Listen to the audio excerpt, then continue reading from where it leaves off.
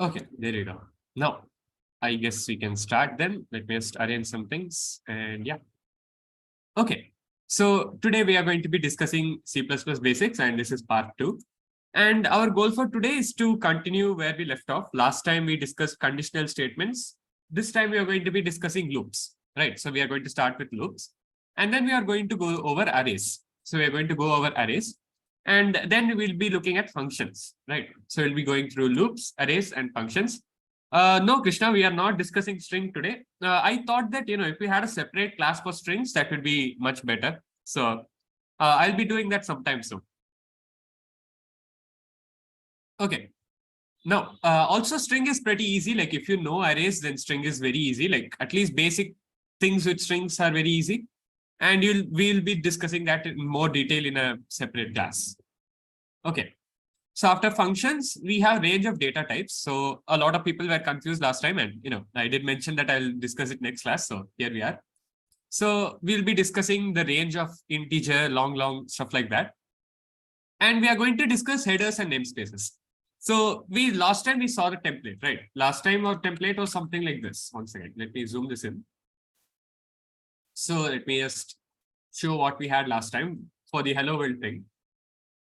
We had this, right? We had something like this. Now we'll be going over what all of this is. So what is this hash include IOStream? What is this using namespaces free? What is this thing over here, right? So we'll be going over all of those. And we will also discuss some CP tricks. Like there are some tricks and stuff you can do to make your code work faster and, save yourselves a lot of time. So we'll be doing that. And after that, I'll show you my template. So my template, which is the one here, I'll be discussing how this works. Okay, cool. Is everyone ready? Can we start then? Please let me know it like a +1 in the chat.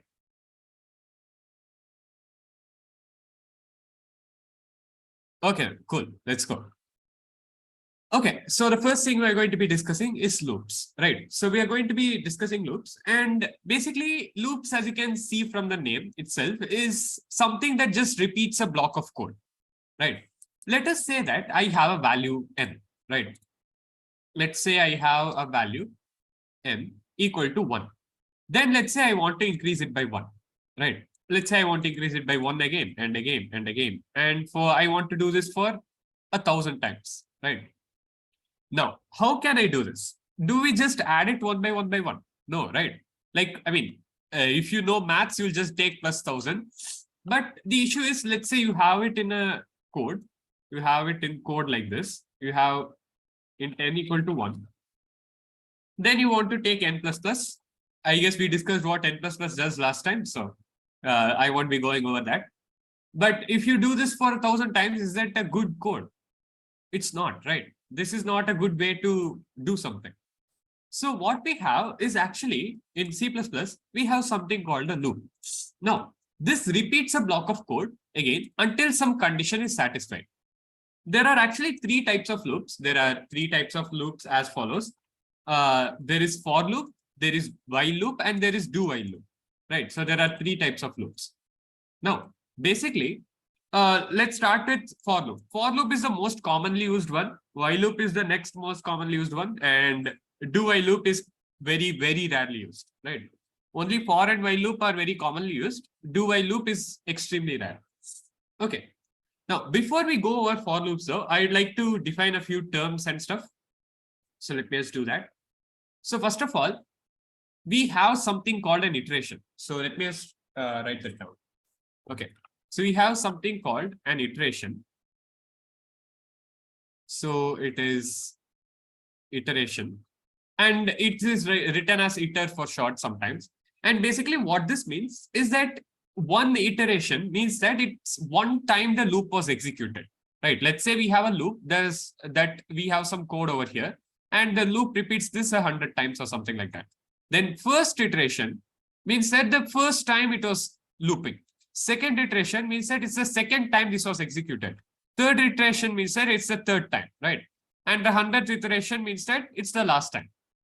Okay, does this make sense? This is just the nth time the loop is run, right? So the nth iteration is the nth time the loop is run. So iteration is just the time, each time the code was run, right? So that's what an iteration is. Then after that, we have the break statement. Now, the break statement, basically it exits the current or innermost loop. We'll discuss that after we start with loops. So just keep this in mind. There's something called a break statement, which goes away from the innermost loop. Then there's a continue statement, which skips to the next iteration of the current loop. Okay, we'll go over both of these after we discuss loops. Okay, so now the first thing that we have is a for loop, right? So the first thing that we have is a for loop, and the syntax is extremely simple. You can see that the syntax is extremely simple. What we do is, first of all, we type for. First of all, we type for, and we have three statements. We have statement 1, statement 2, and statement 3. We have three statements, right? Now, we have the first statement as this. First statement is executed once before the start of the loop, right? The first statement is executed once, exactly once, before the start of the loop, before it starts, not during it or anything like that. It's executed before it starts. For example, let us say that in this for loop, I want a variable named I, right? So I want a variable named I. So in that case, what I'll say is, say this is int I equal to 0. Right, that's pretty simple. So if I want a variable named I, I'll just say int I equal to 0, right? After that, we have a second statement, which is a condition of the loop. So what this means is that this loop, basically we saw that here, this will run until some condition is satisfied, right? So this loop will keep repeating until some condition is satisfied. So that is this condition.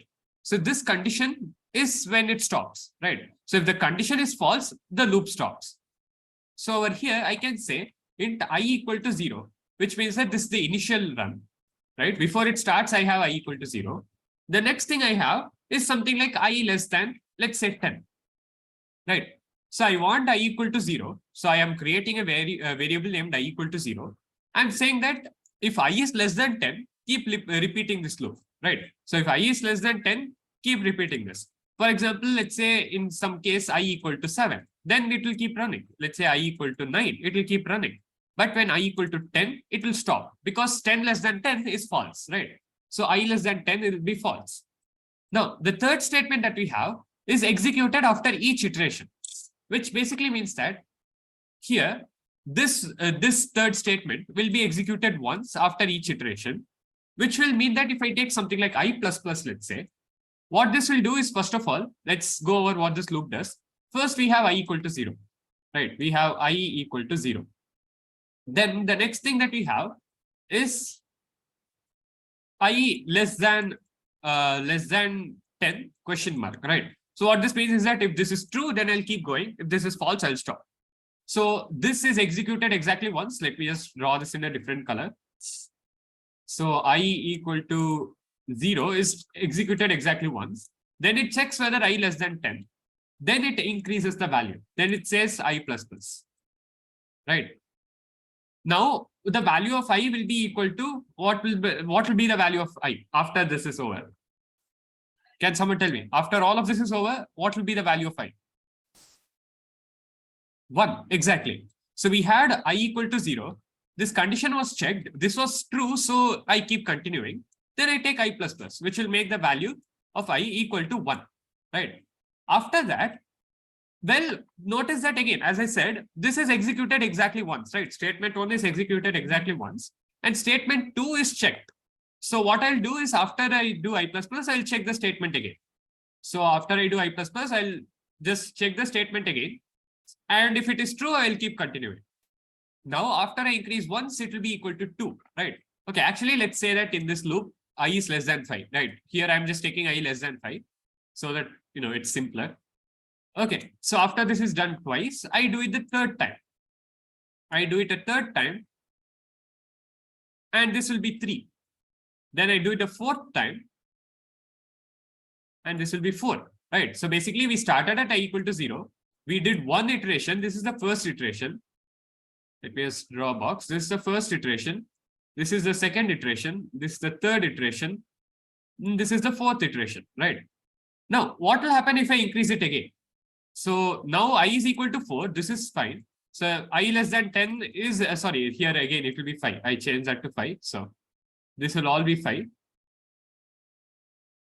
And well, after that, after we do this at I equal to 4, we'll increase it, right? We'll increase it like I plus plus will be equal to 4. So I check this again. I check I less than 5 question mark again.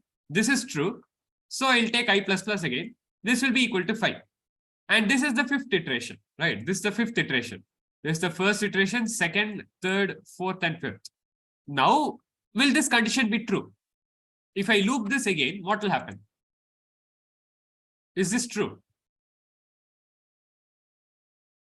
It's false. Exactly. It's false, right? So what will happen is that the loop will stop. They'll just stop the loop and the loop won't continue anymore. Okay. Now, let us just make sure this is correct, right? Let us just output I. Each time I'm in this loop, I'll output I. Okay. Now, let us try to predict the output. So first of all, I have I equal to 0. Then I check the condition. Then I output this, right? So this is done at the end of the loop, by the way.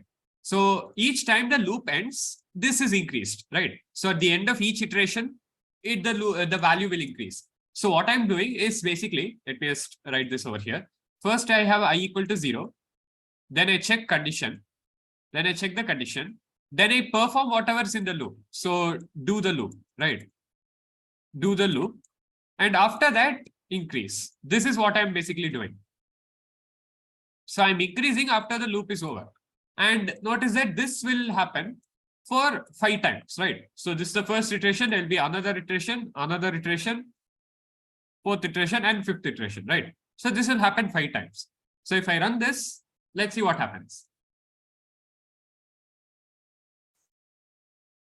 And there you go. We get an output of 0, 1, 2, 3, 4, right?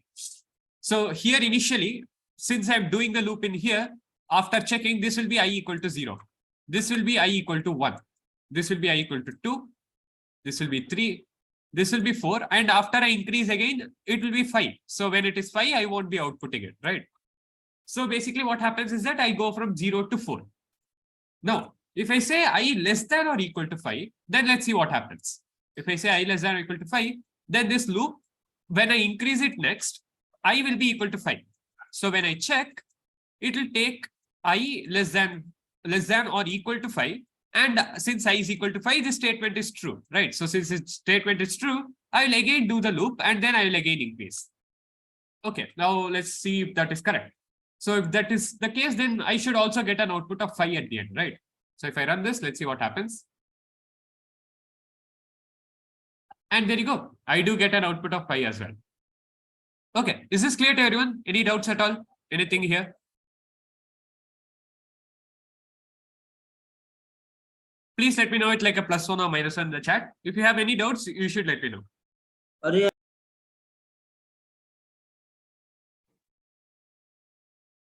Okay, fine. I guess we can move on then. So this is basically the for loop. So in the for loop, again, we have 3 statements. The first statement is executed once before the start of the loop. The second statement is checked every time. So every time, every time the loop happens, before the loop happens, every iteration, it will check the condition. And if the condition is false, it will stop. And the third thing is that, well, it is executed after each iteration, right? Like the third statement is executed after each iteration. Now, one thing I'd like to clarify is that, let's say I have I plus equal to 10 over here, right? Let's say I do I plus equal to 10, then I see out I. Now, in this case, basically, I start at I equal to 0. I have I less than or equal to 5. Let me explain how this works. I have I is equal to 0. Then I'm going till I less than or equal to 5. But the moment this is true, right? This is true. This condition is true. But the moment I enter the loop, I say I plus equal to 10. So I will be equal to 10 now, right? But after that, it won't immediately stop. It won't stop here. It won't stop here, but it will continue outputting, right? So after I do I plus equal to 10, it will output the value. It will output 10 before it goes to the end. So this loop, entire loop is executed and then the condition is checked again, right? So the condition is checked only after the entire thing is done. So even if it is false inside the loop, it doesn't matter. It will keep continuing. So if I run this, it will output 10 here. You can see that it outputs 10, right? So basically what I'm trying to say is that whatever, if the condition is false inside the for loop, it doesn't matter. It shouldn't be false only after the end. So for example, if I take I minus equal to 10 after that, you'll see what happens. Once again, see, it doesn't stop at all, right? So it takes I plus equal to 10 at I equal to 0, which makes it 10. And then it says I minus equal to 10, which makes it a 0 again. So it will continue with the next loop where I will be equal to 1. Then I'll add it to 11. Then I'll subtract it to 1. And then it will increase to 2 and so on, right? So even if the condition is false inside the loop, it doesn't matter. It should be true when the iteration ends. So when the iteration ends, it should be true. Okay, fine. So the next thing that we have is a while loop. Now a while loop is much, much simpler than a for loop. Basically, you only have a condition and you keep repeating that. That's it. So in a for loop, we have three statements. Yeah, go ahead. Sir, can you please explain this part once again where you were saying that the inside conditions don't matter? Okay. So inside the loop, I am increasing I plus equal to 10, right? When I'm doing that, it actually exceeds 5. It exceeds 5, right? Okay. But the loop doesn't stop. The loop doesn't stop just because I exceeds 5 inside the loop, right? So inside the loop, inside this curly brace, it increased. Yeah. But it doesn't matter for C++. C++ doesn't care. It only cares after the end of the iteration. So at the very end, after I finish this entire thing, it will say, okay, now is it less than or equal to 5? Okay, so you just added 10 and then subtracted. So it doesn't matter that much. Yes, exactly. It doesn't matter at all because I take I plus equal to 10 and I minus equal to 10. And at the very end, it will be the same value, right? Okay, thank you. Yeah. Go ahead, Tushar. What doubt do you have? So, like, is this the only variation, the way we can write for loop, or is there something else as well, the variation of for loop? So this is basically the only way you can write a for loop. But what you can do is actually like remove a statement. If you want, you can remove a statement. Like, let's say I don't want to take I plus plus. Well, let's say I want to do it inside the loop itself, right? So let's say I want to take I plus plus inside the loop. So this will again change the value permanently, right? This is why it's increasing. This will change the value permanently. And after that, if I remove this, and I can say I want to put it outside. So this is totally valid. This I can do. But what I cannot do is remove a statement entirely. Like I can't remove a semicolon. I can't remove this semicolon. It doesn't work like that. You need 2 semicolons and the statements can be empty, but you still need 2 semicolons. This is the only way to write a for loop. So like I have seen some variation in which people were writing auto inside these brackets. Like at that time I couldn't understand it. What does it mean? What for loop? Like they were starting like 4 bracket, then auto X, something like that. Oh, okay. You meant like that. Okay. That we will be discussing once we get to arrays. That's a good question. We'll be discussing that once we get to arrays. Okay, sir. Yeah. Okay. So vector, yes, it also works with vectors. It also works with arrays. Yes. Aditya says, can we increase the number of statements in for loop? No, we cannot increase the number of statements. It's exactly 3. You need exactly 3 statements. The statements can be empty, but you still need 3 statements. Sir. Yeah, go ahead. I have a doubt. Can we use AND operator for conditional statements in for loop? Yes, we can definitely do that. In fact, we can say that if I less than or equal to 5, and for example, I not equal to, let's say, 3, right? So if I not equal to, I is equal to 3, this statement will be false, right? So what will happen is that in this case, it will start at I equal to 0, it will increase to 1, it will increase to 2, and then when it gets to 3, I not equal to 3 will be false. So this entire statement will be false, right? So the for loop will stop. So that is entirely possible. Sir, I wanted to ask one more question. If we take j iterator in same for loop, can we run conditional statement? Yes, if you want to take multiple variables, you can also do that. What you can do is say in I comma j, like I equal to 0, j equal to 0, right? You can do something like this. You can also say I less than 5 and j less than 7. And you can also take, for example, I plus plus j plus equal to 2. Something like this is also valid. Sir, what will be the time complexity of the code here? This code. Are you talking about this code? Yes. Okay. So we haven't discussed time complexity yet. So if people don't understand, don't worry about it. We'll be discussing that very soon. But if let's say this is n, this is a variable n, this is a variable m, it will be the max of n comma m. Okay. Yeah. So does this make sense to everyone? If I have like 6 and 7 here, like something like this, 5 and 7 or something like that, does this for loop make sense? We have I equal to 0, j equal to 0. I must be less than 5 and j must be less than 7. And I will increase by 1 and j will increase by 2. Right? Okay. Varun says, what are truthy values in C++? Okay. Oh, okay. So basically 0 is false. In C++, 0 is false. 0 is considered as false. And everything except 0 is considered as true. Right. And empty string is also considered false. So basically if it is empty or if it is 0, it is considered as false. But otherwise it's considered as true. Bhagyashree, no, it's not n square. This is linear, right? We are increasing a value each time. How can we make this for loop infinite?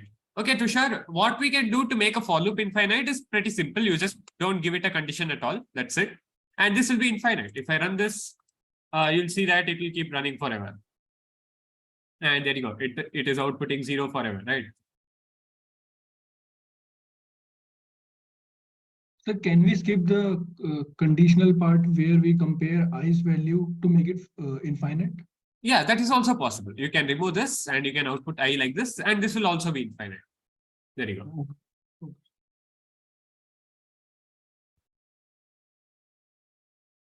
Rupam says, can we use 2 loops simultaneously in the same for loop? You mean like a nested loop, a loop inside a loop? Is that what you mean? Rupam.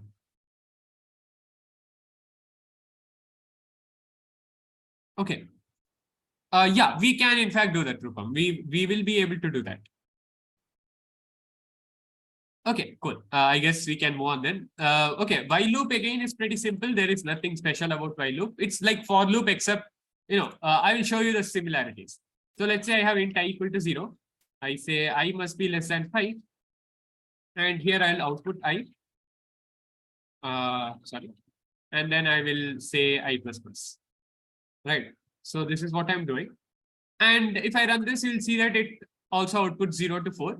And the only difference is that if I had a for loop, I'd have int I equal to 0, let's say, for I less than 5. So I have one statement which is empty here. I have the initial statement empty, and the increase statement also is empty.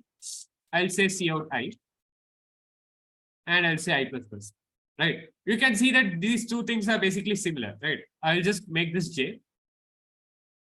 You can see that while loop is just like a for loop, except that the initial statement and the final statement are not there, right? So the only thing is that I can simplify this to make it something like this. I can do j plus plus over here. And this is just the same as the for loop. So this is the same as the for loop that we have, like while loop that we have above, right? So the while loop and the for loop are very similar. So it's just like, again, I'm just removing the initial statement. I'm removing the final statement. And I'm saying that this will be a while loop. That's it. That's the only difference. Okay, cool. So that is the while loop. Okay, fine.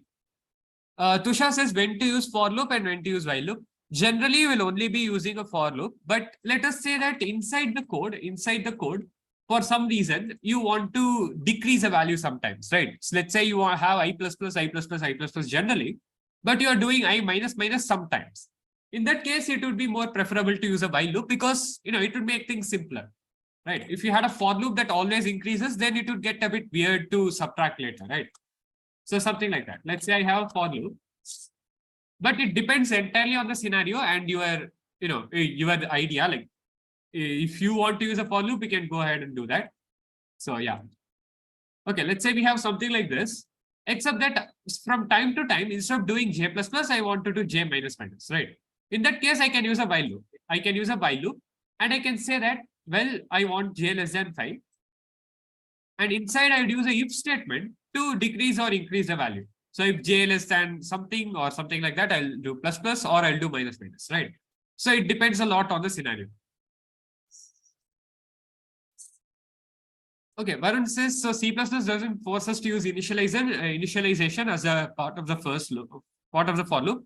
Condition as second, increment as third. We can put any statement in any order and finally it is a statement and will be executed, right? So the order is very important actually. You cannot put it in any order. Like if I have int I equal to 0, I less than 5 I plus plus, I cannot do this in another order like this. This won't work. This thing over here doesn't work, right? You need to have the statement 1 as the initial statement, statement 2 as the conditional statement, and statement 3 as the increment or variable state change, right? So this has to be in the same order. Yes, it will throw a compilation error, but even if it doesn't throw a compilation error, it will be wrong. It will assume that when you do I plus plus, it will assume that, okay, let's say you put I plus plus over here. This will be only executed once, right? That's pretty bad, right? And let's say over here you do I equal to 0. Then each time after the loop ends, it will say I equal to 0. So initially it will say I plus plus and each time after the loop ends, it will say I equal to 0. That's wrong, right? It might not throw an error, but that's wrong. So you should not do that. You should always have it in the same order. Okay, cool. Okay, I guess we can move on then. So again, please let me know with like a +1 or -1 in the chat. Is everything so far clear?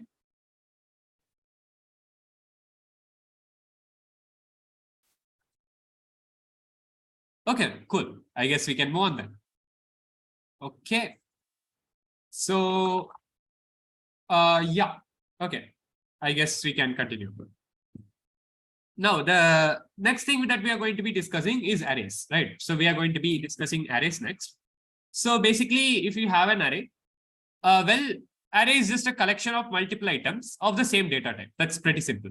Okay, do while. So Krishna will not be discussing do while actually. It's very simple, by the way. It's extremely simple. You can just Google this and figure it out because, it will be pretty annoying to explain, honestly. You can just Google this and, it won't be hard. It won't be hard at all.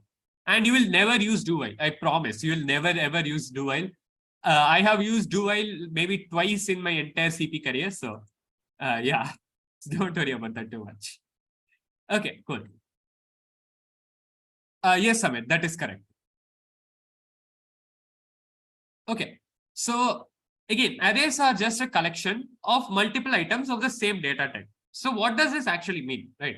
So a collection of multiple items of the same data type means that you have a data type, let's say int. Then an array can store multiple values of int. So let me go over here. Let me explain this. An array is generally denoted with a curly brace like this. Sometimes if you're using Python especially, they'll denote it with like this. So this is also considered to be an array thing. But basically, if you have some elements, it will be put inside a curly brace. Right. So this could be an array. Now, what this is saying is that, well, I have 4 elements and the 4 elements are as follows: 1, 2, 3, and 4.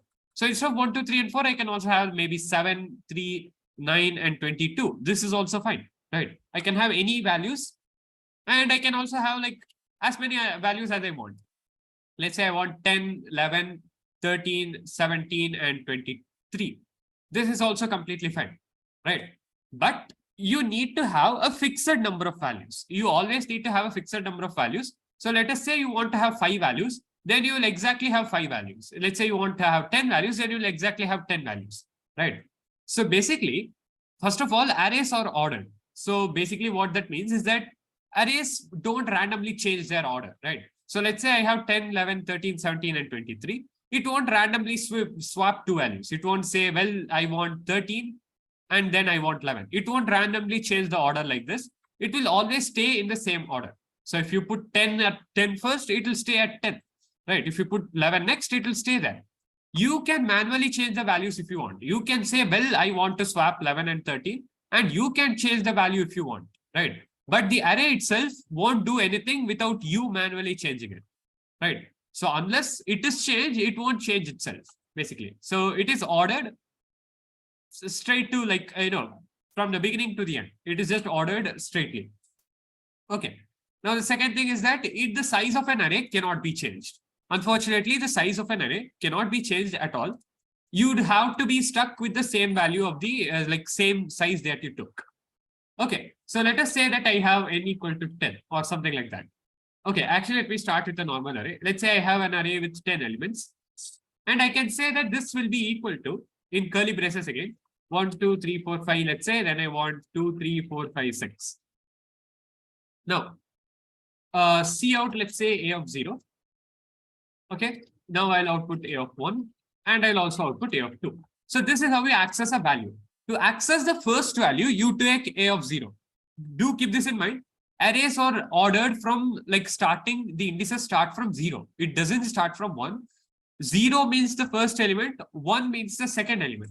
So what this means is that if I'm taking a of 0 over here, then I'm actually taking 1. If I'm taking a of 1, I'm actually taking 2. If I'm taking a of 2, I'm actually taking 3, right?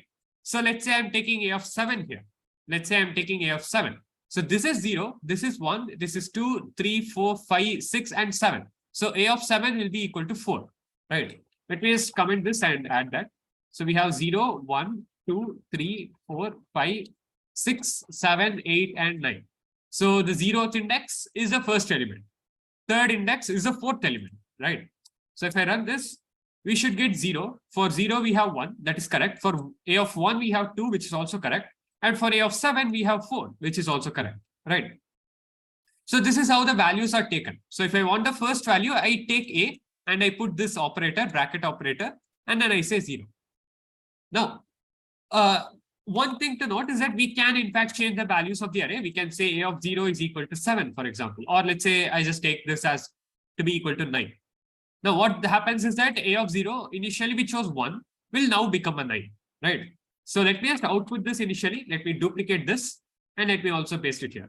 So first I'm outputting normally, and then I'm saying a of 0 equal to 9, and then I'm outputting it again. So if I run this, you can see that what was 1 to 4 is now equal to 9 to 4, right?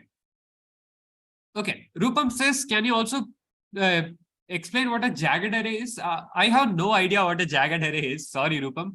I literally have no idea. I'll try Googling later, but yeah, I'm not sure. Sorry. Krishna says, is list slicing there also? Unfortunately, it's not there. It's in Python, it is there, but it's not there in C++. You cannot slice it or anything like that. Okay, fine. So yeah, you can see that we can in fact change the values of an array. And basically, if you have an array, right? If you have an array, this is just like 10 variables. If I'm saying a of 10, this is just like creating 10 variables. That's exactly the same thing as, let us say that I have a of 5, right? Let's say I have a of 5 equal to 1, 3, 2, 7, and 9, something like this, something random. This is basically the same as saying I have int a0 equal to 1, int a1 equal to 3, a2 equal to 2, a3 equal to 7, and a4 equal to 9, right? It's just like creating 5 variables like this, except that it's much more convenient, right? Obviously, it's much more convenient. So if I say this, then it means that, what if I want the first element? What if I want a0? Well, a0 is the same as a underscore 0, right? But the issue is when you have variables, let's say I have I equal to 5 or I equal to 3, I can change however it wants. I will change I to whatever whatever I want. In fact, let's say that I'm taking the input, right? Let's say I'm taking input of 5 and I want to output a of 5. The only difference is that if I have variable names like this, I won't be able to get the ith index, right? So let's say I equal to 2. So I can say a of 2 and that will give me this 2, but I cannot say a underscore 2, right? So basically, arrays are just like a collection of variables. It's just a collection of variables because you can do the same things with them. For example, I can say a of 2 plus equal to 7 or something like that. I can do a of 2 plus equal to 7. I can say a of 0 plus plus. I can say a of 1 equal to a of 2. plus 3. Something like this, right? It's just like different variables. Okay. Krishna says, what is the type of A? Is it list or set or something else? What do you mean? It's just an array. I mean, it's an array.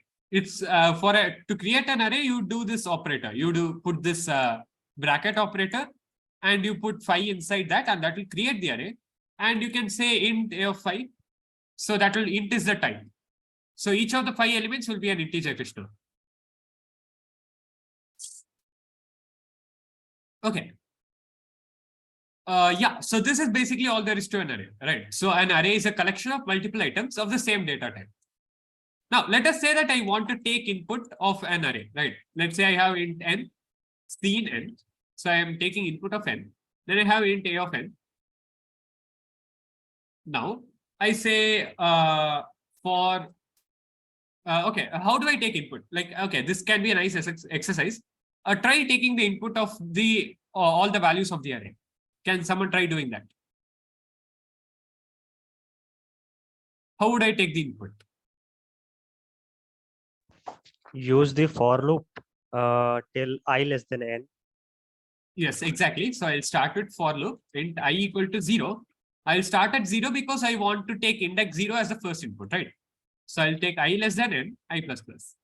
Okay, so this is how I'll go through all the values. Now to take input, what will I do? C in A. That's exactly right, Amit. Yes. Yeah, that's also correct, Vipin. So what I'll do is say C in AI, right?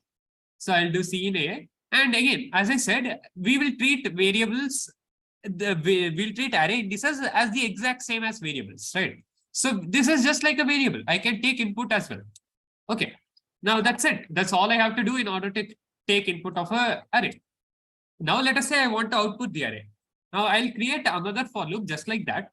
And then I'll say cout A of I, and I'll output a space. So if I want the elements to be like this, like 1 to 4 spaced like this, for example, I'll say cout AI space, and that's it. If I run this, let's see what happens. Okay, let's say that there are 5 values. I want to give it 1, 7, 8, 3, and 4. And there you go. I get the output the exact same way, right? So there you go. This is an array. This is how we take input of values, and this is how we output values, right? So you can, well, in fact, you know a lot more now. You can solve way more problems now. I bet that many people will be able to solve more problems now because, you know, arrays and loops, they are very important, right? So yeah, most problems have this. Okay, so yeah, that is basically all there is to an array as well. Okay. Varun says int 5. Okay, that is unfortunately not possible. I can't do it like this. This is only possible in Java, I think, right? This is in Java. This is not possible in C++, unfortunately. Yeah, yeah, Raghav, I'll come to that. Yeah. Thanks for reminding me, by the way. Okay. Now, the next thing is that, like Raghav has asked before, I think Raghav did ask before, but basically, how is there another way we can do a loop, right? Is there another way we can do a loop? Well, that was a good question. And, you know, instead of, let's say, going through the indices like this, let's say instead of going through indices like this, I will do for, like I just want to go through the values. I have 5, 1, 7, 8, 3, 4. I just want to go through the values. How can I do that? Well, all I have to do is take auto I colon A. And what this will do is say that I'll go through each value of A, but I will not, you know, I'll go through each value not as an index, but directly through the value. That's it. So I'll take 1 first, 7 next, 8 next, 3 next, and 4 next, right? So if I output I, if I run this, you will see that it will be the exact same as the other one. So if I run this, and if I paste this, you can see that it is the exact same, right? It's the exact same. So it's just like going through the values of the array instead of going through the indices and then taking the value. That's the only difference. So this is another way you can write a for loop. Okay, this is called a for each loop, by the way. This is called a for each loop. So yeah, that is correct, Amit. So for people who know Python, it is like doing for I in A. So it is the same as doing for I in A. This is just for auto I colon A. And instead of auto, you can also put int. So what auto does is it automatically takes the data type of the value, right? So if I give it auto I, then it automatically takes the value. You can see that my compiler is telling me that, my ID is telling me that it's an integer, right? So depending on which ID you have, you might not get the same thing, but you can see that it's automatically taking the data type as integer. Okay, Pratham says for one-based indexing, iteration will be changed in defining size of array. Yes, iteration will be changed and the size of the array will also have to be changed. So you have to take +1, for example. So you will have to take n plus 1, which will go from 0 to n minus 1, right? So, okay, let me explain. Zero-based indexing means that we have 0 to n minus 1. One-based indexing means we have 1 to n. But the issue in issue in C++ is that you don't have zero-based indexing. You have zero-based indexing, you don't have one-based indexing at all. So if you want to have one-based indexing, you have to take 0 to n. So you have to take one extra value. You'll have to say I have n plus 1 elements, right? I'll have n plus 1 elements and I'll start at 1 and I'll take input till less than or equal to n. So this is how we can take, this will be 0 to n. This will go from 1 to n, right? So this is how I do one-based indexing. Okay, I will repeat for each loop. Don't worry. I'll repeat for each loop. Yeah. Okay. So let me go through for each loops again. So basically what this is doing is it's saying that I have I, right? I have I. Let us say I give the input as this same thing over here. I have this.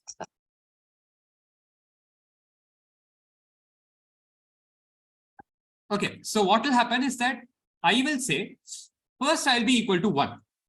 Then I'll be equal to 7. Then I'll be equal to 8. Then I'll be equal to 3. Then I'll be equal to 4. Right? So instead of saying that I is equal to 0, 1, 2, 3, 4, it will say I equal to A of 0.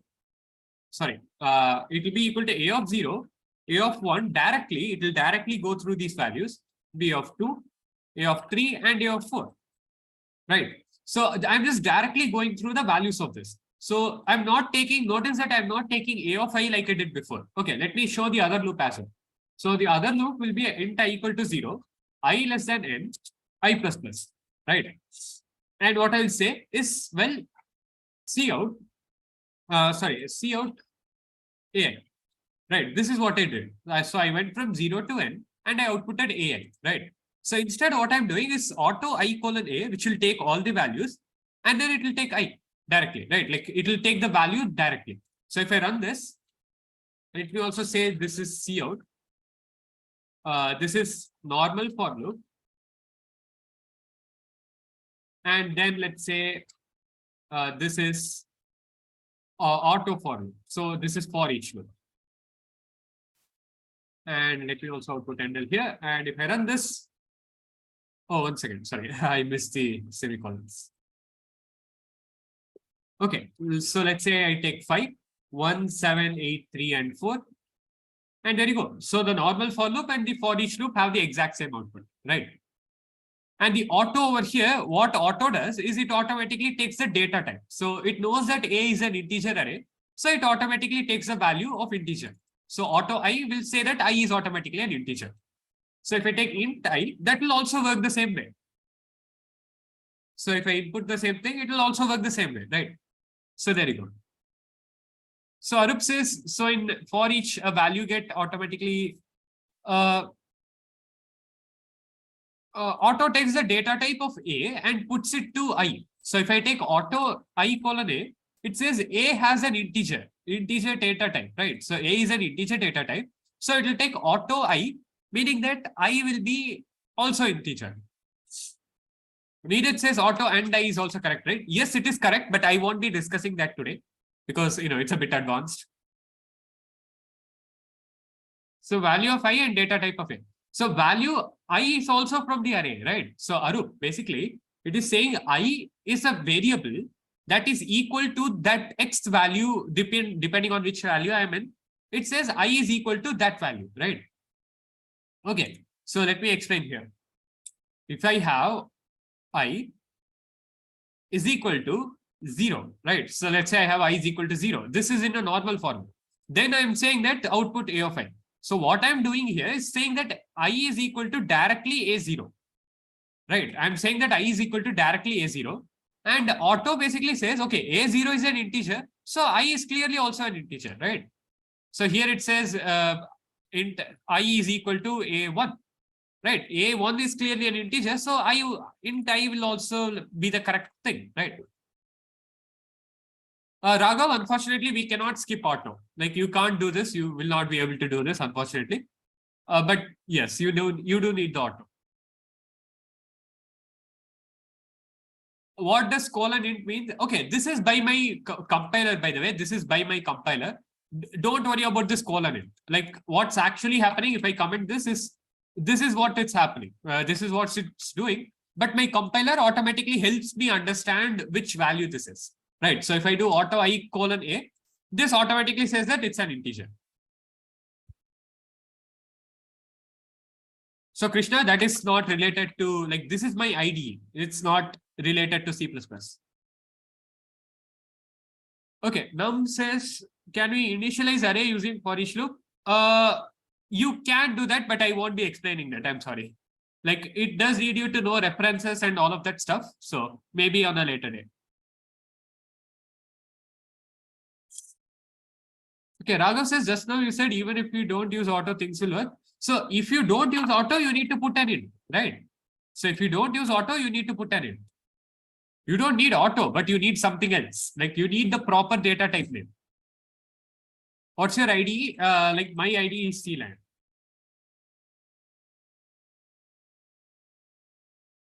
Okay, let me just read the other comments. 1 second.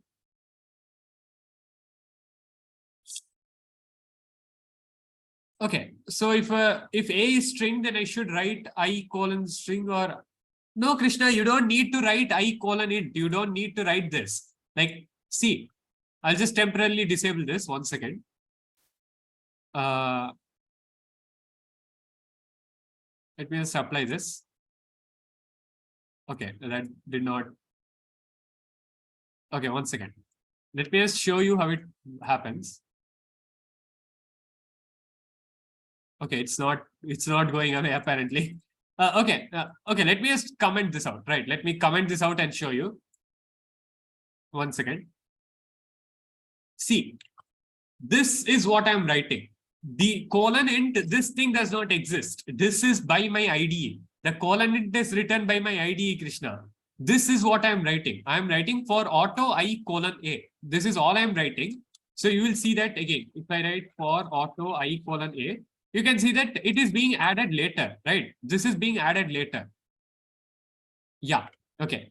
So I'm writing for auto I : A.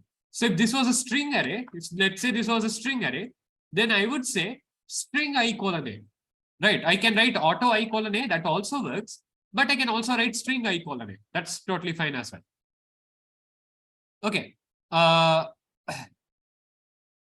VGB says, do I have to use character to declare collection of character in an array? Yes, you do need to use character. So if you want to create an array of characters, you use char A of n. Okay, Num says, suppose we have double array of n. If you use auto, then we have L as a double. Like, okay, if I use double here, right? If I use double here, then if I use auto I : A, the I is not the index. I is not the index, right? I is not the index. I is the value. So there is no contradiction here, right? This is not the index. I'm going through directly the values. Does it make sense, VGV?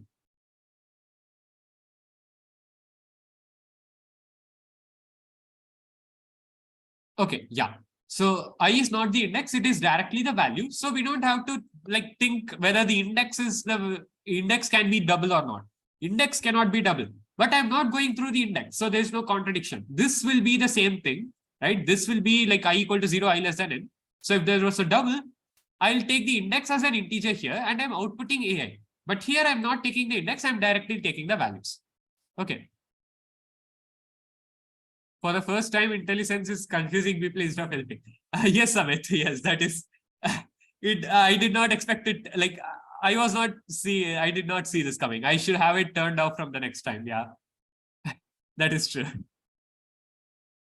Can I use all the time auto instead of float, int, long, char? Okay.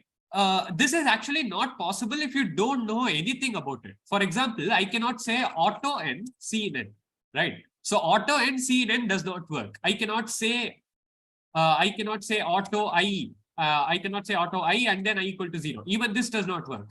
But if I do auto I is directly equal to 0, then it works fine, right? So you need to know the data type before you write the auto. You cannot use auto everywhere. So the auto value takes the data type if you already know the data type.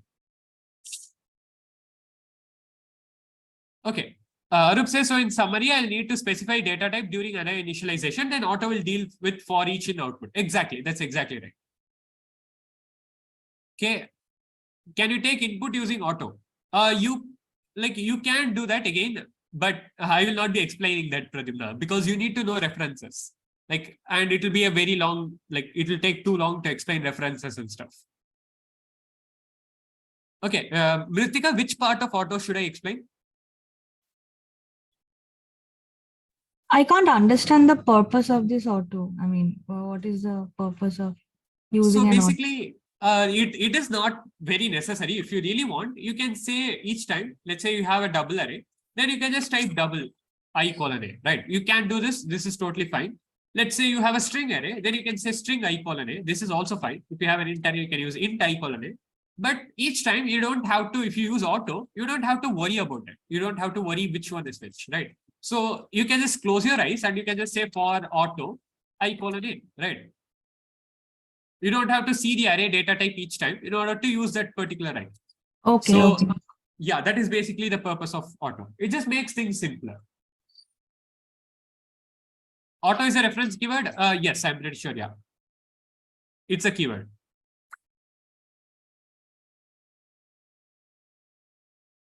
Reference as in reference was, I was talking about address, like reference address and stuff like that. Again, I will not be explaining that today, sorry. We'll discuss that at a later time though. Gaurav, I'm very sorry. You can take a look at the recording later. Like the next part, from the next part, don't worry, we'll not be using this. So you can take a look at the recording later. Auto will work for long too. Yes, it will work for long too. It will work for any data type.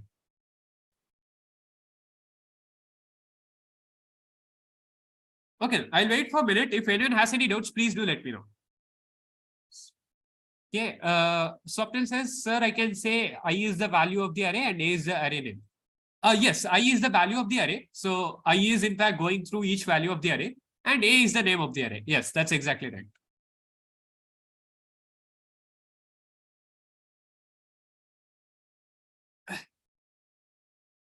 Okay, again, I'll be waiting for 2 minutes. Please do let me know if you have any doubts. Rupam says this auto reduce space and time complexity. No, it does not affect it in any way. Auto is just, auto is just using something else instead of typing it out. It just saves you typing time. That's it. Where are conditions in auto which are in normal for loop? So for auto, there is no extra conditions. You just go through each element. It directly goes through each element. Okay, I'll show the code of me taking input over here.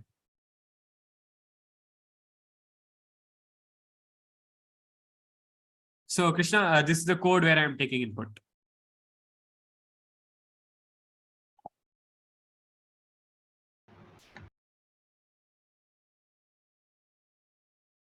Okay, cool. Raghav says to make the while loop infinite, if you don't give any condition in the while loop, will it make the loop infinite? So for a while loop, actually, you do need to give a condition. Like you cannot do this, unfortunately, but you can do something like while true or while one. So this will be infinite, right? While one means that one is always true, right? Everything except 0 is true. You can also give it -1. You can also get 5, anything like that. So basically while 7 or something like this means that it will loop forever. It will loop infinitely.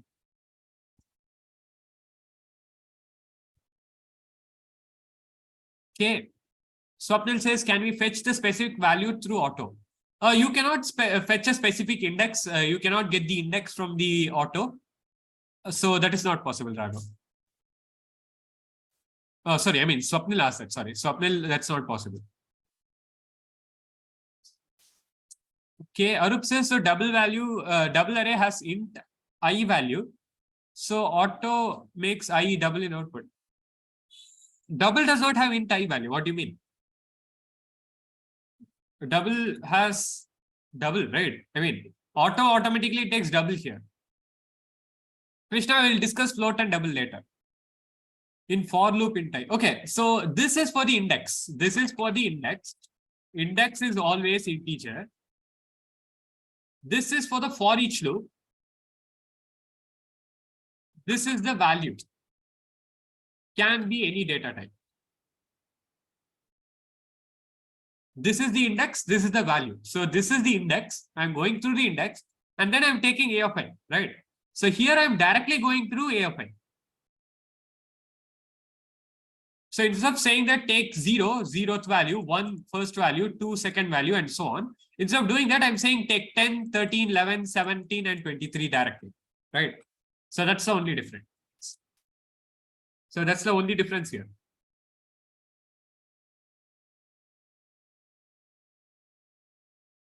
Raghav, I will show the code, but please don't ask me to explain it. I will show how to take input using for each, but please don't ask me how to explain it because I am not going to explain it today. So if you take something like for auto and I colon A, C in I, this will take input of the array without, without using indices. So all you have to do is take and. If you don't take and, that won't work. You have to take ampersand. This will take the input of the array. But again, I won't be explaining this. I'm very sorry.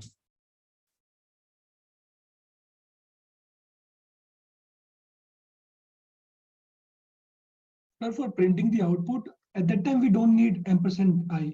No, you don't need ampersand for printing the output. You only need the ampersand for changing the index. Okay. Yeah, when you're taking input or when you are changing the value, you need to take ampersand. Sir, but in this code, we have not specified the size. Oh, okay, we have. Sorry. Oh, we have, yeah.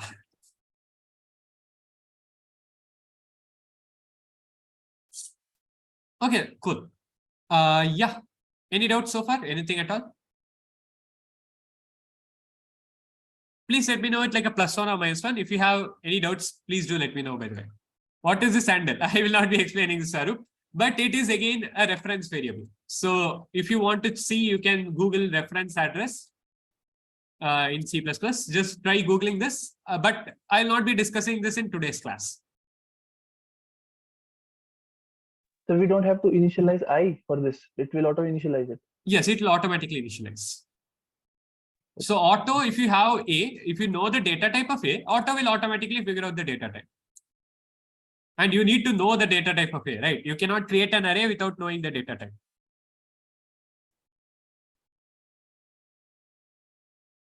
Amit says we'll be having reference stuff in the course in the future. Unfortunately, no, but it's a pretty trivial thing. We cannot discuss every single subtlety in C++, right? So it will take way too long. There are many, many small things that we could discuss. So yeah, we'll not be doing that, unfortunately. You can just, again, Google this, right? You can Google this. If you want to know how this works, just Google reference address in C++. And you can try to Google this and learn it on your own. Auto is much similar to eval used in Python. Honestly, no, it's not related to eval at all, actually. Like, so there are some similarities, yes, but eval is very different in Python.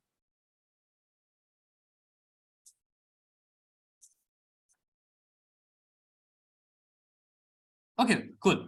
I guess we can move on. So the next thing that we are going to be discussing is functions, right? So we are going to be discussing functions. Now, basically, functions are actually just reusable blocks of code that can be run whenever it is called. So what this means is that, let us say you have a block of code, right? Let us say you have some code. And for, like, I'll take a very bad example, but still that's the best way to explain. Let's say I have to take in the addition of two variables, right? Let's say I have A equal to 0 and B equal to 2. Then I want to output A plus B. Now, let us say that I will change the value somehow. Let's say a equal to 7 and b equal to 10, and I want to output a plus b again, right? So I want to do this each time. I want to do this like, let's say 10 times, right? I want to randomly change the value and I want to output this. So notice that it's pretty hard to type out, C out a plus b each time, right? So obviously you can copy paste, but again, we are just going to assume that you can't do that for some reason. But basically this is where functions come in. So whenever it is, whenever you're doing the same thing multiple times, you can use a function, because functions are reusable blocks of code that can again be run whenever it is called, right? So it is created like this. First of all, you give it the return type. I'll explain what return means in a bit, but first you give it a data type, which will be the result of that function. Then you give it the name of the function. So you can give it any variable name or anything like that. So let's do that. Let's say the return type is an integer. I'll again come to that in a bit. And let's say it is called add. Now I can give it some parameters. So what parameters means is that I just give it some value and it can take in that value, right? So for example, I can say I want an integer a and I want an integer b, right? I can say I want two values, integer a and integer b. Now what I can do is say return, and this will, what this return will do is that it will have to return some value as the same data type as the return type here. So it has just return an integer, and this add function, let's say I am returning a plus b. Now what we can do is say that this add function can be called with a plus b, a comma b. So if I take add of a comma b, this will be returning a plus b, right? So what will happen is that I'm calling a comma b, add of a comma b. So a is given as 0. So this will be 0. A here will be 0. And b is given as 2. So this will be equal to 2. Then I'm saying return 0 plus 2, and that will return 2, right? So I take that entire value as 2, and I say this value will replace this thing over here with 2, right? So replace this thing over here with the value that I return. So if I'm returning add of a comma b, I'm just returning 2, right? So I'm just replacing this with 2. So it's kind of like a variable again, as in the value that is used is, just replaced, right? So the value that it's returning is just replaced over here, right? So if I output add of a comma b, and let's say I do it again over here. So first it needs to output 0 plus 2, then it needs to output 7 plus 10, right? So as you can see here, I get 2 and 17, which is correct, right? So I'll show the syntax, which is first of all return type. Again, I can have an integer or something like that. Then I have the name. I can have whatever name I want. D1 is the data type 1. Parameter 1 is the variable name of the parameter. I have D2 parameter 2, D3 parameter 3, etc. I can have as many parameters as I want. Okay, now what I can do is actually say that it can be another thing, right? I do not have to have the same thing each time, but obviously addition won't work. If I have int and string, adding int and string won't work, but I can give it multiple different data types. For example, let us say that we have a function called greet, right? And this function takes in a string, and the string is called a name. So I'm taking string name, and what this function does is see out hello, and it outputs name. Right, so this is all it does. It outputs hello, name. Now, for example, I can say greet, let's say, okay, let me take the first name. Yeah, let's say, right. If I run this, 1 second, I don't know what's going on. Okay, 1 second. Oh, okay. I'll come to that in a second.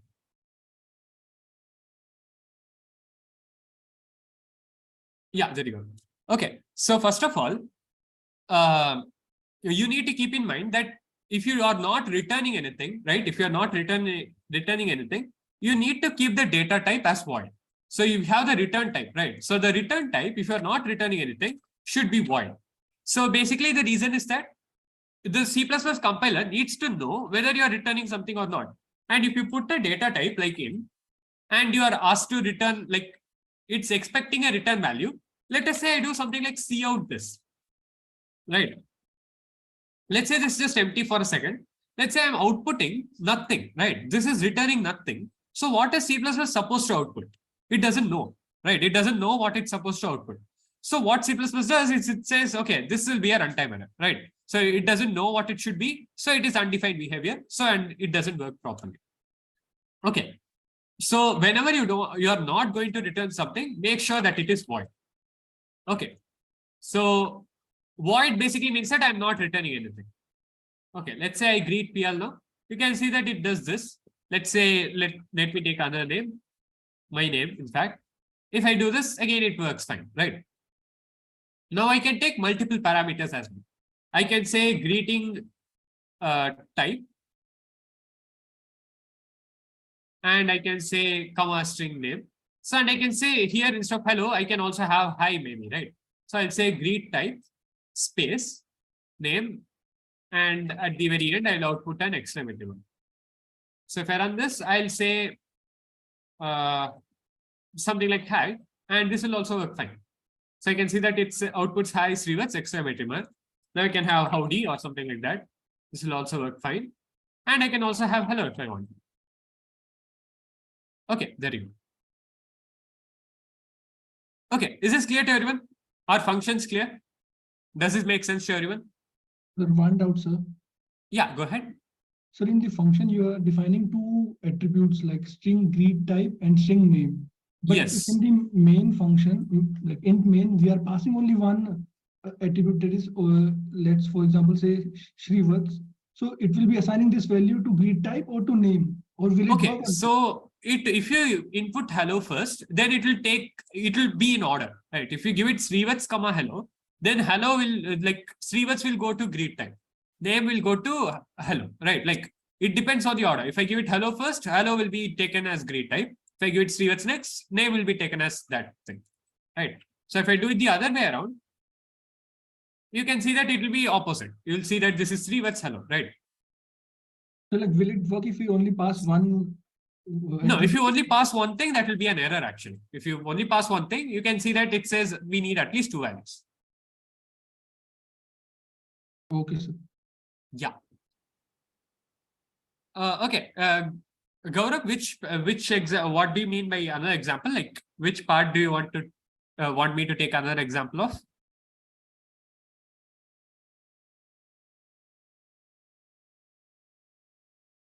Another function you mean? Oh, return portion. Okay. What's the difference between null and void? You cannot say null greet. This is not possible. If you do null greet, this is not valid at all. But you can, in fact, do something like a void greet, right? Null is dependent on, like, null is not there in normal CP generally, I'm just saying. It is used generally in pointers and stuff. Void, on the other hand, is very commonly used for functions. Like null and void are very different. Null is like a value and void is like a data type.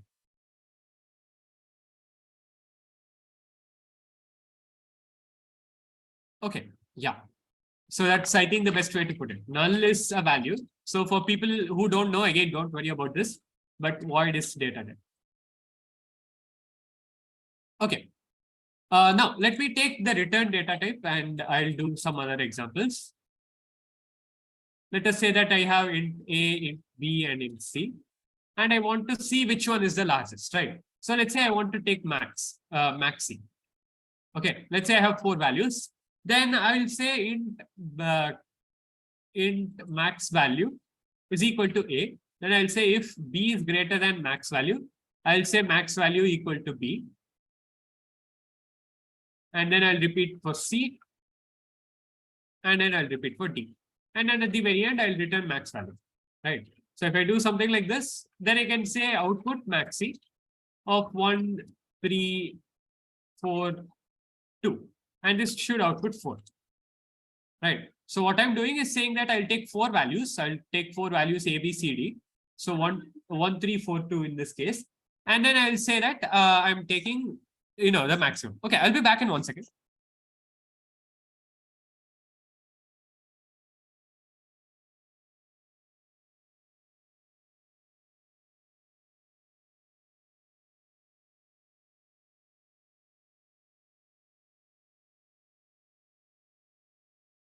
Okay, I'm very sorry, I'm back. When to use void? Okay, void should be used whenever you are not returning anything.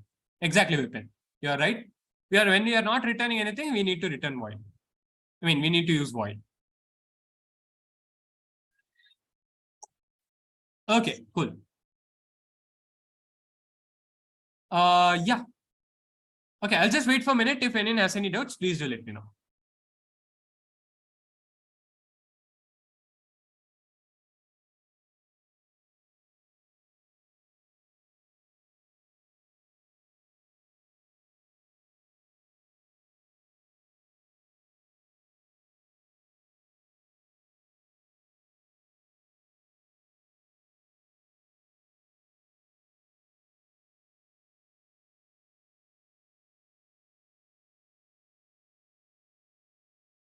Okay, I guess no one has any doubts then.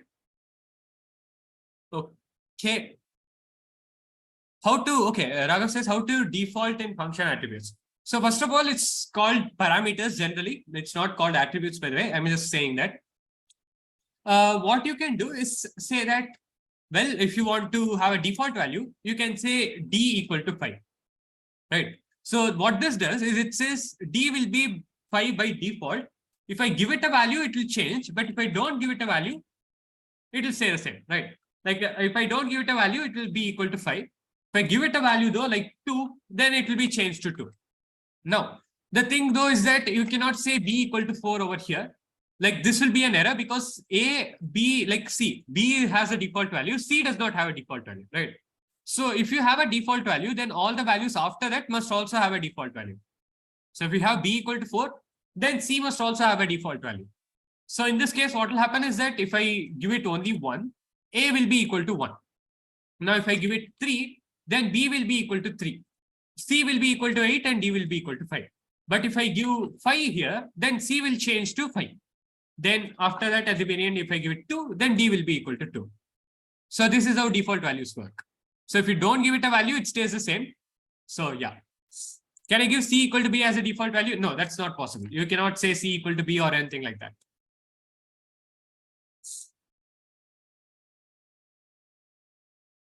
Arguments are the actual values that you pass to the functions. Parameters are the variables used in the function signature. Yes, okay.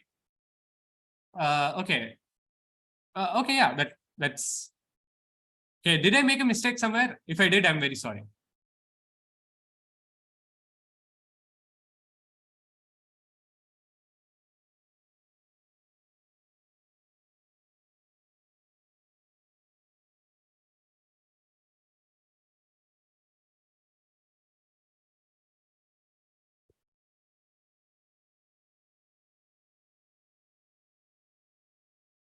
Oh, okay. Varun. Okay, Amit says actual and formal parameters would be better terms to call them. Yeah, actual and formal parameters. Okay, I have never heard of that. People know way too much. I don't know any of these things. Okay. Okay, my bad. Okay, you know what? Let's just Google this. What is actual and formal parameter? Actual parameter. Oh, yeah. Okay, it is actually correct. Formal parameters are always variables. Actual parameters do not have to be. Okay. Yeah, but it's not very important, you know. But okay, someone did ask what jagged arrays are. So I'll look at that once. Oh, okay. This I will not explain right now. We'll discuss that when we come to STL. When I discuss vectors, I will teach you this. So to the person who asked first, I don't know who you are. I'm sorry, I forgot. But yeah.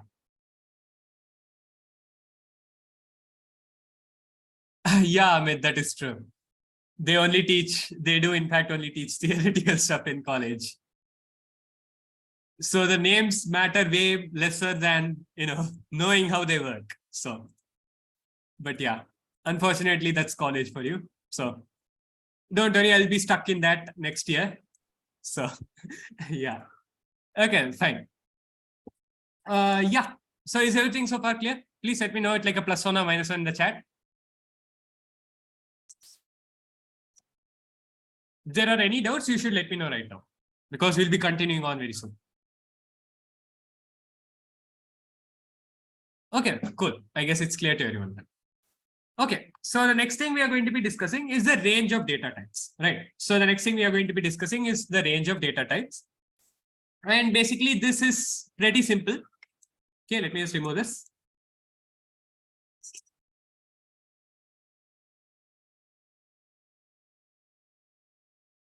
Arup says, suppose we have an int array and int, I guess, argument, I guess. I mean, int parameter, and you want to pass variable, right? Okay.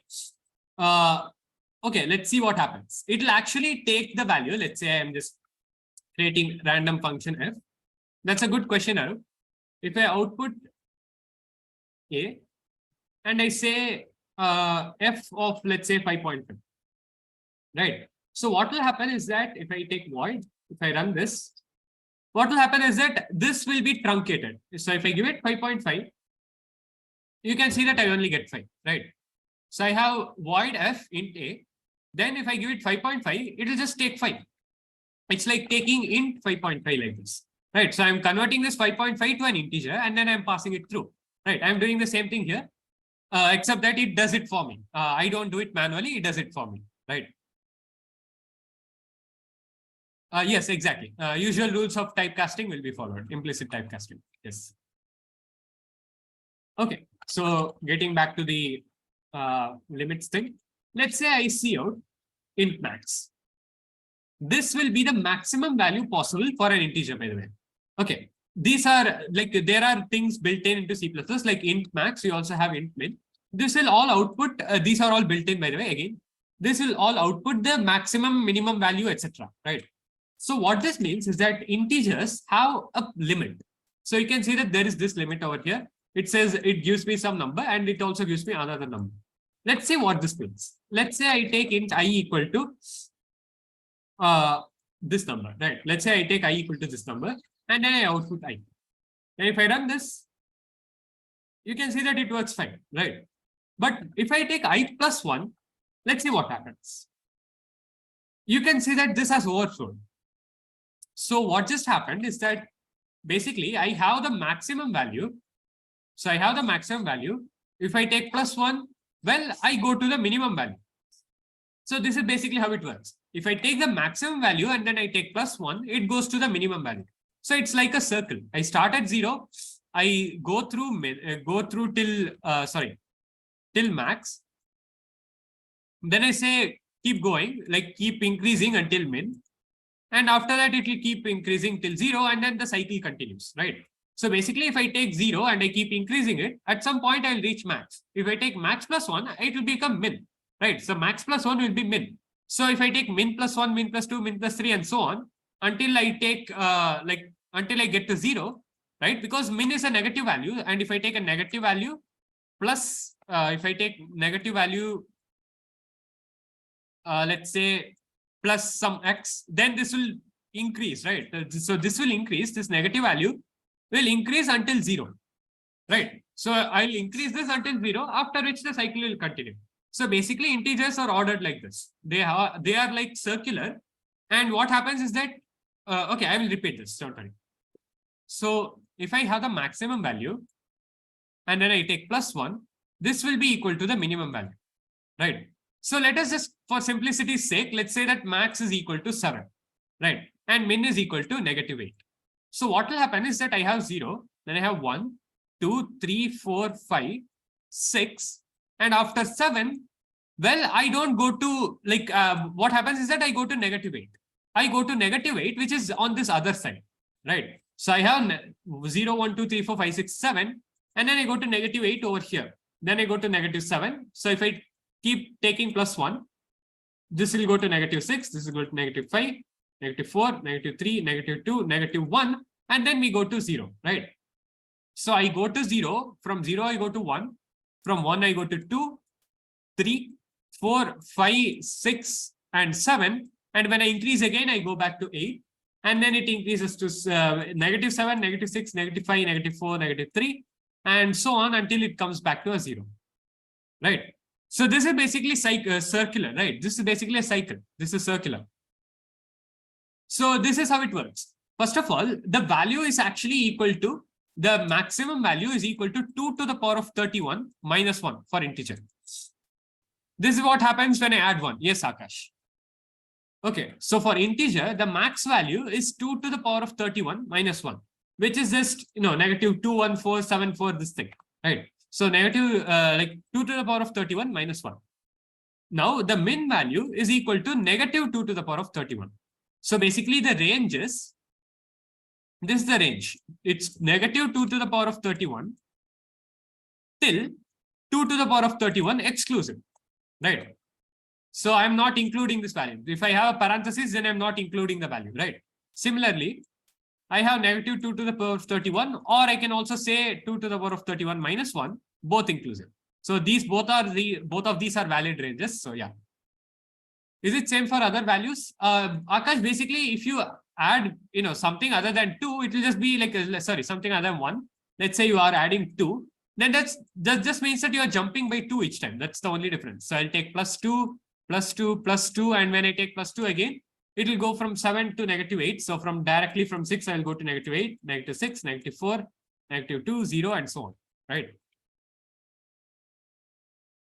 Okay, yeah. So again, this is the range for integer. For integer, I have this range. Now, similarly, for long, we have the range negative 2 to the power of 64. Sorry, is negative 2 to the power of 63 to 2 to the power of 63. Again, both, like this side is exclusive, this side is inclusive. So I start at negative 2 to the power of 63. Then I go till 2 to the power of 63. And the reason there is one lesser in the positive side is because 0 is considered as positive. So 0 to 2 to the power of 63 minus 1. This entire range over here, this has, 2 to the power of 63 values, right? Similarly, I have negative 2 to the power of 63 to minus 1. This range over here also has 2 to the power of 63 values. And in total, you have 2 to the power of 64 values, right? In total, I can have 2 to the power of 64 different values, including the negative and positive side. Okay, does it make sense? Does it make sense to everyone? For example, again, if I take negative 8, negative 7, something like this. Let me just write them all down. So after this, I have 0, 1, 2, 3, 4, 5, 6, and 7. So you can see that in total, like in this side over here, we have 8 values. In this side over here, we have 8 values as well, right? So in total, we have 16 values. So this is 8 plus 8, 16 values in total. Okay, is this clear to everyone? Please let me know it's like a +1 or -1 in the chat. If you have any doubts, if something is confusing, please do let me know.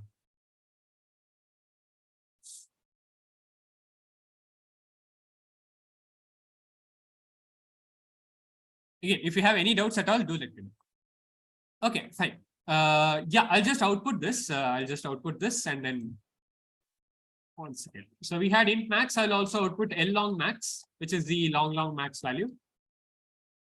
And one thing I'd like to say is, by the way, long is equal to int. So if you say long int XYZ, in Java you have long int, right? In C++, that's not the case. If you use long int, this is just the same as int XYZ.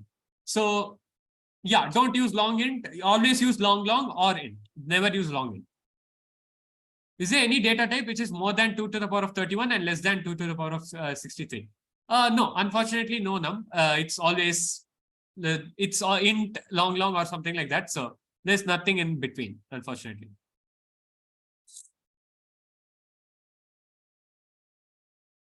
Okay, fine. Yeah. In some editorials, I've seen unsigned int. What's that? Okay, so that's not very different actually. So what this means is that if you have unsigned int, instead of saying that this, you see, we have 16 values here, right? So we have 16 values in total over here, but half of them are wasted on negative numbers. So what C++ does is it also allows you to have unsigned values, and unsigned means that there is no positive or negative sign. which means that I start at 0 and I end at 16. Sorry, I end at 15. So I have 6, 7, 8, 9, 10, 11, 12, 13, 14, and 15. This is the same number of values as over here, right? But the only difference is that there is no negative value. There are no negative values here. So this is unsigned end. So there's no negative or positive sign. Pradyumna says when to use long and when to use normal end. It depends a lot on the problem. If in the problem you see some value that has 10 power 12 or something like 10 power 18 or something like that, then you shouldn't use it. So one thing you can use to figure out whether to use long or normal end is that you can know that 2 power 31 is a bit bigger than 2 into 10 power 9, right? So if a problem says all of the values will be less than or equal to 10 power 9, then you can say, okay, int is enough, right? Int is enough because I have 2 into 10 power 9. Okay, int can store up to 2 into 10 power 9, so this is enough. But let's say the problem says I can have up to 10 power 12, or it says I can have up to 10 power 18, right? In this case, you can know that long is a bit more than 9 into 10 power 18. So yeah, if you have 10 power 18, 10 power 12 or anything like that, you can very safely use long because it is a bit higher than 9 into 10 power 18, which is pretty big. Upadhyay says, so 0, 2 power 64 directly. Yes, exactly, Upadhyay.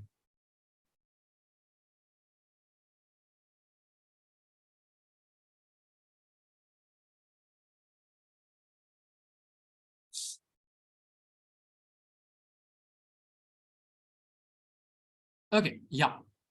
Oh, by the way, Amit, you should also know that it is a closing parenthesis. It's not inclusive of 2 power 64, right? It's up to 2 power 64 minus 1. Just keep that in mind. Oh, Raghav, he's talking about the range for unsigned long. If you have unsigned long, for example, then what this means is that it goes from 0 to 2 power 64 minus 1, right? There's no negative value. Okay, now it says, let's suppose we have int a equal to 2 power 30 and b equal to 2 power 30. And if you take in sum equal to a plus b, C out sum is negative. But if you do C out a plus b, will it work? No, unfortunately, it will not work even if you take C out a plus b. For example, if I take int a equal to, okay, to take 2 power 64, what I have to do is do this. Don't ask how this works. Please don't ask how this works. But you don't have to worry about it, right? Like this is just equal to 2 power 30. This is just equal to 2 power 30. This is also equal to 2 power 30. Now let's say I output a plus b. If I run this, you can see that it's still a negative value. So it does not work. Yeah, I'm not storing, right? Num. Okay, Arup says, where do application of unsigned data types come? It's very rare. You don't have to know it specifically, but suppose you are not allowed to have a negative number, then you can use unsigned sometimes. Okay, Rupam says, can you please again tell about max plus 1 equal to min? Yeah, sure. So basically how this works is that, let us say you are starting at 0, right? Then how this works is you go to 1, 2, 3, 4, 5, 6, and 7. And after 7, you come back to minus 8. So 7 is the maximum value. 7 plus 1 will go back to minus 8. This is called overflow. And it will overflow from maximum value to the minimum value. So max plus 1 equal to min. If you are not storing, why is it overflowing? Because addition itself, like how is C++ supposed to know, right? C++ is assuming that the total is, well, for example, let us say that you have this. Let us say I output A into like some very large value. C++ needs data to do the calculation, right? How is it supposed to do the calculation now? It cannot do the calculation, right? Like A plus B, it's expecting A plus B to be an integer, right? I mean, it's expecting A plus B to be an integer, and an integer can only store up to 2 power 31. So in that case, how should it be able to store up to store more, right? Yes, Pradyumna, it is called the left shift operator. Yes, Raghav, I did left shift for 30 times. Yes.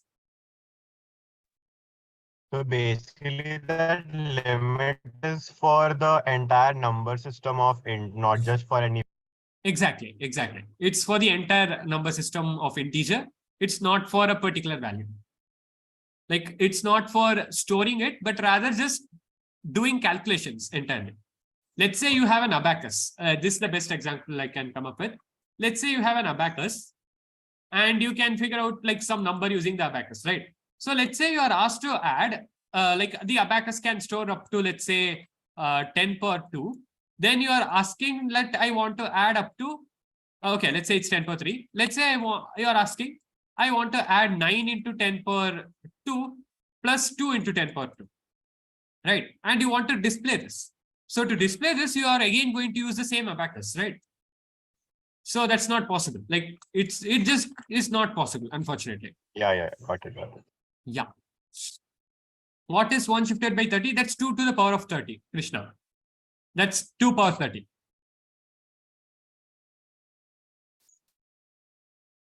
We'll be discussing this in the bit manipulation class. Like the left shift operator, I mean. This weird operator that I used, I'll be discussing this in the bit manipulation class. How? Well, again, I'll be discussing that later. You don't have to worry about it. Okay. Let's just say that for simplicity's sake, I'll just evaluate this. 2 power 30 is this value.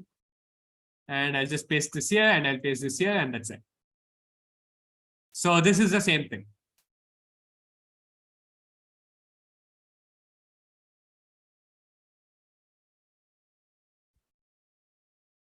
Okay, cool. Yeah. So the next thing that we are going to be looking at is float double or long double. Okay. So float double and long double are also pretty simple. Like basically float has a precision of 7 digits. Double has a precision of 15 digits. And long double has a precision of 18 digits. So in general, it is 7, 15, and 18, right? So what this means is that if I have float A equal to, let's say I have 1.234, like multiple times. And let's say output, output A, right? Now, one thing though is, first of all, if I run this, you will see that it only outputs a very small number of values. Even if I use long double, it will only output a small number of values. See, it is only outputting 5 digits, right? To fix this, what you have to do is say cout set precision. So you need to output set precision. Okay, what? Okay. Okay, I forgot that. What? Okay, I didn't know the spelling. Okay, there you go. So also I need to include. Okay, I'll just include bit/c++.h. Okay, I'll explain this later. Don't worry about it. But what this is doing is, if I output fixed, and the reason I'm using, okay, I'll explain this. Okay, let's say I have this, right? Let's say I have 1.234.234 like this. Then if I run this, if I with set precision, so what this is going to do is give me a precision of 10 digits. But the issue is that it is only going to take the 10 significant digits. For example, I have 1.234.234, right? So it's in total, it is 10 digits. Now, I don't want that. I want 10 digits after this point over here. So I'll say fixed. So I'll output fixed set precision, this thing, right? Now let me take float. Set precision 10. And what this will do is, you can see it takes, it gives me 10 digits, right? And you can see that after some point, after 2342, it becomes 5. After 2342, it becomes 5, right? That is not correct. It should not be that way. So to use more precision, you can use double. So if I use double and run this, you can see that I have 234, right? Now let me take a precision of, let's say, 20 digits. And let me just duplicate this once. You can see that again, after some point, it's not giving me the right value. It's just repeating with some garbage value, right? So let us see what value it got. I'll just keep this as a comment over here. And if I take long double, so this is double. And if I run this with long double, let's see what happens.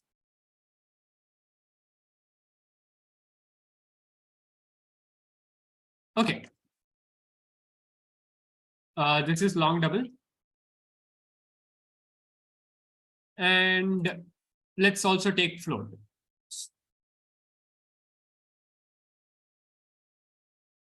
Okay, so for float, you can see that it's pretty bad, right?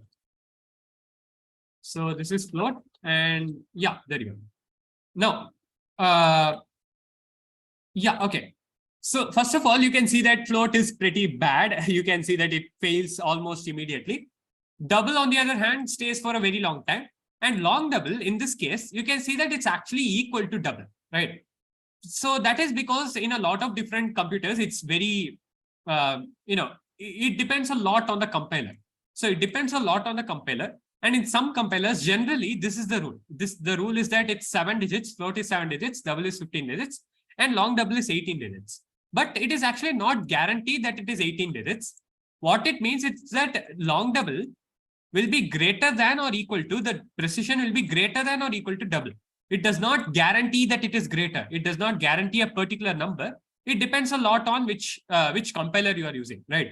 So generally, if you are using double or long double, it won't matter. But if you're submitting, always use long double rather than double, because the compiler, online judge compiler, like my compiler, my PC over here, takes the same value for both. But if you take an online compiler and if you submit it online, you'll see that there is a difference between double and long double in CodeChef, Codeforces, etc. Right? So over here, you might not be able to see the difference, but do keep in mind that you should always use long double if you can. Never use double, never use float either. Always use long double. Okay, cool. But yeah, again, it is not guaranteed that long double has more precision than double. Like if you Google this, you will see that, long double is defined as a value that has greater than or equal to the precision of double. So it's not always guaranteed to be higher. But again, in CodeChef, Codeforces, etc., you'll see that it is in fact higher. So you should make sure to use that. Okay, fine. So that is basically the precision of the stuff. And one final thing though is that you should always make sure that you don't print big numbers using floating point data type. Okay. Saksham says, is the number of digits specified for after the decimal point? Yes, the number of digits is specified for after the decimal point. So the digits here is after the decimal point. You can see that it has 14 digits, but basically 14 and 15, it depends a lot on the scenario. So you have around 14 digits of precision. Okay, cool. So the next thing I have after that is again the printing part. So one thing to keep note of is, let's say I have 1, 2, 3, 4, 5, 6, 7, 8, 9, and let's say I output A, right? Let's say I'm outputting A. I can have it without the decimal point even, right? I have a pretty big value. If I run this, let's see what happens. You can see that it's actually outputting not as 1, 2, 3, 4, 5, 6, 7, 8, but rather as this scientific notation, right? It's outputting with this scientific notation. So this is a huge drawback for floating point values.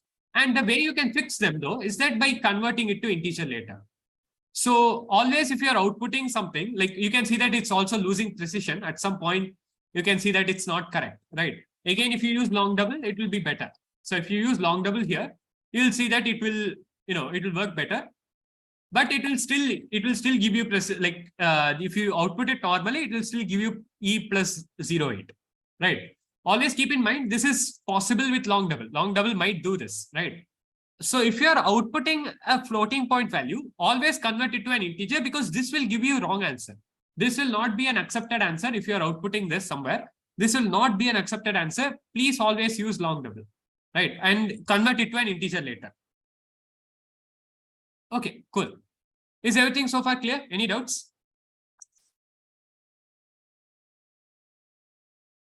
Any doubts at all? Please let me know it like a +1 or -1 in the chat. Okay, everyone's doing that before I even said that. Okay.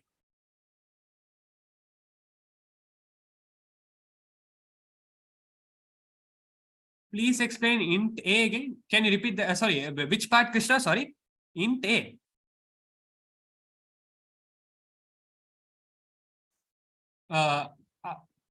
What do you mean? Can you elaborate? Oh, cout int A. Oh, okay. So what this means is that, yes, for typecasting. So what this basically does is it converts this long double value to an integer value. So when you convert it from a floating point to an integer, it will output normally, right? So if I output A here, it won't work properly. So if I run this, you can see that it probably won't work properly, right? But if you take, if you take it as an integer, you can see that it outputs properly, right?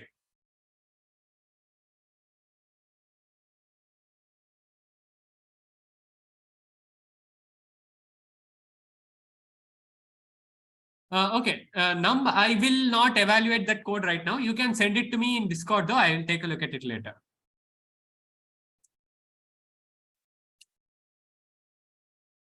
Okay, cool. I guess we can move on then. Okay, fine. So the next thing that we are going to be discussing is namespace. So namespace is pretty simple. You don't have to we are not going to go into depth into this because it's not very useful right now. But basically you can see above that we are using namespace std, right? So this we have using namespace std. So I'm just going to be elaborating on that briefly. Okay. So basically a namespace is a scope. Like in the last class we discussed scope, right? Like we have this curly brace over here. This is the scope, and namespace is a scope like that, but it has various useful functions and variables, right? So it has functions and variables. So namespaces just store that. For example, if I go into this std, you can see that this namespace std is just something, right? It's just a namespace that is storing some stuff, right? It's just storing some stuff. You can see that again, it's storing some stuff here, etc. So namespaces just store useful functions and variables. And there are two ways to use a namespace. The first way, I will come to that later actually. The second way though is what we usually do, right? So usually we use using namespace std name. So here we are using namespace std, right? So we can use all the std namespace things. But what I can also do is say that I'll remove this. And let's say I'm trying to see out something. Then in this case, it won't work properly. If I do see out something, it won't work properly because I need to use std : So this is the second way to use a namespace. So either I use using namespace std, which will use everything, which we can directly use everything from the namespace. Or if you don't do this, if you don't do using namespace std, then you have to take std each time. So you have to take std cout 5 and then std enter, right? So yeah, this is basically a namespace. So it just stores useful variables and function names, etc. So yeah. And the purpose of them is to avoid conflicting names. Like if you have same variable name in two different namespaces, you can just avoid that by using a namespace. Like again, you don't have to worry too much about these details, but this is basically all there is to a namespace. Okay, so that is the reason we use using namespace std, so that we can take all the values of that namespace without having to type std : each time, right? Otherwise, let's say I want to take input of a value. I would have to do std : cin, and then I have to take the variable name. If I have to use std : like stack. If I want to create a stack, I have to use string s, let's say, and string doesn't exist. So I have to use std : string, right? Everything will be std : So it will be way too hard to type and all that stuff. So generally we just using namespace std, which makes things much simpler. Okay, and after that we are going to be discussing header files. What's the use of scope resolution? So scope resolution gets the value from the std, right? This is a scope resolution operator. This : is a scope resolution operator, which will take the value from that std. So I'm taking std, and inside that std scope, I'm taking that variable name. Okay, cool. So the next thing that we have here is the header files. Now header files basically again are pretty similar to namespaces, except that they are actually an entire different file. So header files basically store C++ variables, function, etc. similarly, that can be shared with multiple files. So for example, I have IOString, right? So this IOString that I have over here, this is just a file. If I go into this IOStream, you can see that this is just a file, right? So I have some files here. I can go to something else. You can see that I have other things. So these are all just these are all just files that I'm including for my, for my convenience. And these are all standard files, which basically means that if you install C++, you automatically get it. So for example, you automatically get IOStream if you just install C++, right? So yeah, so header files are basically like this. Now, instead of using a header file, you can actually, like there are two different types of header files, like pre-existing header files and user-defined header files. So predefined is again what the compiler already gives you, and user-defined is whatever you create, right? So for example, you can create your own header file for a template or something like that, but we won't be going over that, but you can do that. If you want, you can just Google this again. You can Google user-defined header files and you'll be able to come across something. Okay, Amit says some YouTube videos suggest that using namespace std is a bad habit. No, okay, look, first of all, CP is not actual development. Like I should mention this though, you are right. Using namespace std is wrong, right? Generally, it is not a good practice. But for CP, good practices don't matter. What matters is solving a problem fast and solving it correctly, right? But in actual development, that's not the case. In actual development, speed is not nearly as important, right? So like what you are aiming for is a good code, good practiced code where you follow all the practices that they tell you. And then you have to, you have to run that, right? So basically for development, you don't have to worry about using namespaces. Like you have to worry about using namespace std. For development, do not use it. But in like competitive programming, using namespace std helps a lot. Okay, it helps you with speed, right? So it's either sacrificing speed or or good practice. In CP, good practice doesn't matter nearly as much as it does for normal like development stuff.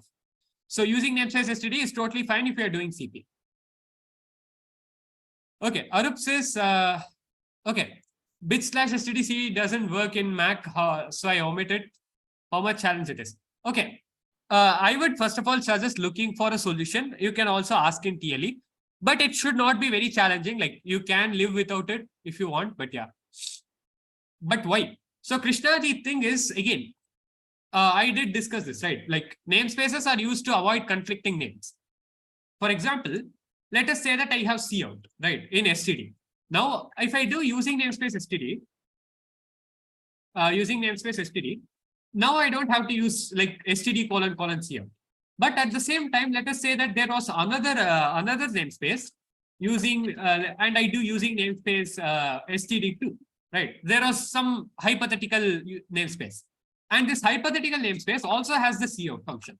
So this also has the cout, std : cout. This is std2 : cout. So if I use cout here, which cout will be used, right? It will be pretty weird, right? Which one will actually be used? So that is actually why namespaces are there. Namespaces are there so that you can avoid the conflicting names. But if you do using namespace std, then you're defeating the purpose. But in CP, it doesn't matter. Because in CP, you don't use anything other than using namespace std. Again, it is only for development. Don't worry too much about this. Okay, fine. I guess we can move on then. Any doubts so far? Anything at all? Excuse me, sir. Yeah, go ahead. Sir, in this namespace, when we are saying that including namespace std, and then we have to omit using std in cout or let's say cin or anywhere else. So that means that cout is defined in std, or is yes. But okay, so but I have also heard that all these kind of things, input output related things, are defined in IOStream. So where am I getting this? Yes, what happens is that if you include IOStream, okay, let me show this. If I remove this, if I have using namespace std, you can see that I can cout, right? But let me remove IOStream, then I cannot use it, right? So std, if I do using namespace, if I do hash include IOStream, then std will have the value cout defined in it. If I don't have it, std will not have the value. Okay. So I need both of them to use cout directly. So hash include IOStream will put the value inside std, and from std I will take the value. Okay, so std file is defined inside of IOStream function. Yes. Yes, it's actually a bit more complex than that, but you can kind of think of it like this. Like you can join multiple std namespaces actually. again, that's a bit complex, so you don't have to worry about that too much. But yeah, this is the gist of it. Okay, sir. Yeah, okay. Okay, fine. I guess we can move on. So the next thing I'm going to be discussing is header files for competitive programming. And here we have hash include bit/std C++. So yeah, basically, let's say that I want to use a vector. We have not discussed vectors yet, but let's say I want to use a vector. Then in this case, you can see that I won't be able to use a vector, right? So what I have to do is hash include vector. I will have to do hash include vector, right? Let's say I want to use a map, right? Let's say I want to use a map. Then I'll have to do hash include map. So each time I'm using something new, you can see that I have to hash include that value, right? So what bit/std C++ does is basically it says, well, I'll just include everything, right? If bit/std C++, if I go inside, you can see that it basically includes every single thing. If I click these, where is map? Okay, you can see that array is there. And you can also see that DQ and IOStream, map, set, everything is there, right? All of these, including vector, are all there inside this bit/std C++. So all that it does is it includes every single other standard thing. So bit/std C++ includes every other standard file, right? So this saves a lot of time when coding. So basically, it includes every standard library and STL headers, right? So it includes every STL header. So it saves time spent when you are coding. When you are coding, you don't have to type out the name each time. You don't have to figure out whether you have to include something or not. So that is basically why it's helpful. But there are some cons. The first con is that it does not work with compilers other than GNU C++, which we have discussed, right? Like, for example, some people complain about it not working in Mac because Mac uses CLang or Clang. It does not use GNU C++, right? So it does not work there. But it does work for us. Generally, for most people, it works because we all use GNU C++. But for people who use Clang, it does not work properly. So that is one con. The second con is that it increases compile time. Now, compile time and run time are very different. So compile time is the time it takes to compile. What this means is that, let's say I just have an empty function and I do hash include IOStream. Now, note the time it takes before I get an output. Just when I run this, note the time it takes before I get an output. You can see that it was almost instantaneous, right? So if I run this, again, you can see that it's almost instantaneous. Now, if I take bit/std C++, and if I run this, you can see that you can see that it takes way more time. You can see that it's still building, right? And if I have something else, let's say I have int A, and if I run this again, you can see that it takes a lot of time before it builds and finishes. So the difference between bit/std C++.h and IOStream is that it increases the compile time, which is an amount of time it takes to compile the code. But run time is actually the amount of time it takes to run the code. So the code ran instantaneously. Even when I use bit/std C++, the code ran instantaneously. So like Amit says, execution time or runtime is not affected at all. But if you take the compilation time, the amount of time it takes to compile, that increases. So that is another con. But it does not matter at all for CP. And the reason it doesn't matter is pretty simple. It's because none of the judges care about the compile time. All of the judges only care about the runtime. If you take CodeChef, Codeforces, or anything like that, you'll see that only the runtime matters. The compile time is not cared about at all. Right? So this is another reason that hash include bit/std C++ is pretty useful because it doesn't affect us at all. Okay, Krishna, I'll explain runtime again. Let us say that I have for int I equal to 0, I less than or equal to, let's say 1e9, right? And I just this is just nothing. If I run this, okay, let me actually do like CO type. And if I run this, you'll see that it is taking a lot of time to finish, right? It is taking a lot of time to finish. But again, if I just use bit/std C++, it will take the same amount of time to finish. It will take the same amount of time to run and finish, right? But the thing is, the amount of time it takes to even start printing the time it takes to start printing, it's called the compile time. The run time is the amount of time it takes to finish after it starts running. What's E in 1E9? It's 10 to the power of 9. Like, it's scientific notation. You can Google this. So it's the same as taking 10 to the power of 9 like this, basically.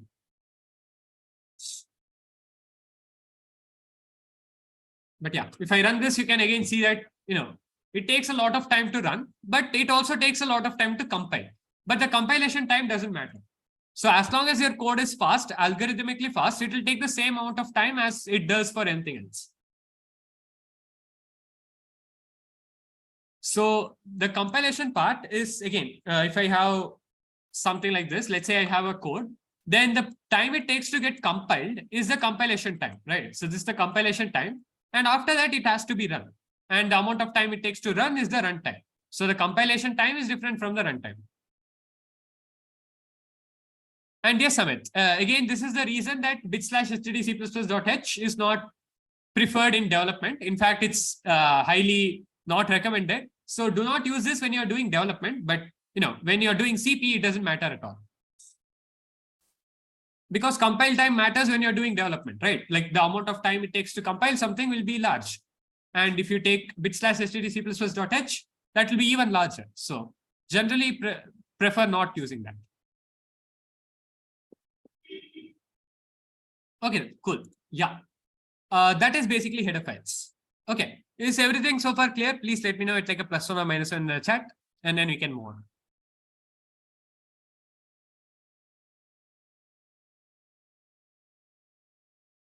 Okay, cool. I guess we can move on then. Okay, so the next thing we are going to be discussing is FastIO. Now, for FastIO, I actually have a dedicated video. You can take a look at my video. I'll send it in the chat. I have a full video, like 8-minute video regarding this. And since we are running out of time, I'll cover this quickly. I'll share the PDF soon. So you can also take a look at the video from there. But I'll cover this quickly for now, right? Okay, so to use FastIO, you need two statements. First of all, you need iOS : sync with stdio false. And then you need cin.ty null, right? So these two statements make up a FastIO.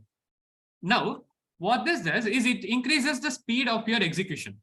So it takes the speed that the input is taken in, right? So it takes the input faster and it outputs faster. But there are some drawbacks. And the drawbacks is like this. Like, if I have int a comma b, let's say I have a comma b, and I see in a b, right? And before I do that, I'll say enter two values. Let's say I do enter two values, and then I do this, right? Okay, I'll just say enter two values, and then I'll say cout a and b. Now, let us see what happens when I run this. Without the iOS FastIO, I'll run this. It gives me enter two values. I enter 2, 3, and it outputs 2, 3, which is what I expect. But if I do FastIO, let's see what happens. You can see that it's not outputting anything, right? It's not outputting anything. But let's say I enter 2, 3. Now you can see that it says enter 2, 3, 2, 3, right? Now let's say that I'm doing a plus b. And if I run this,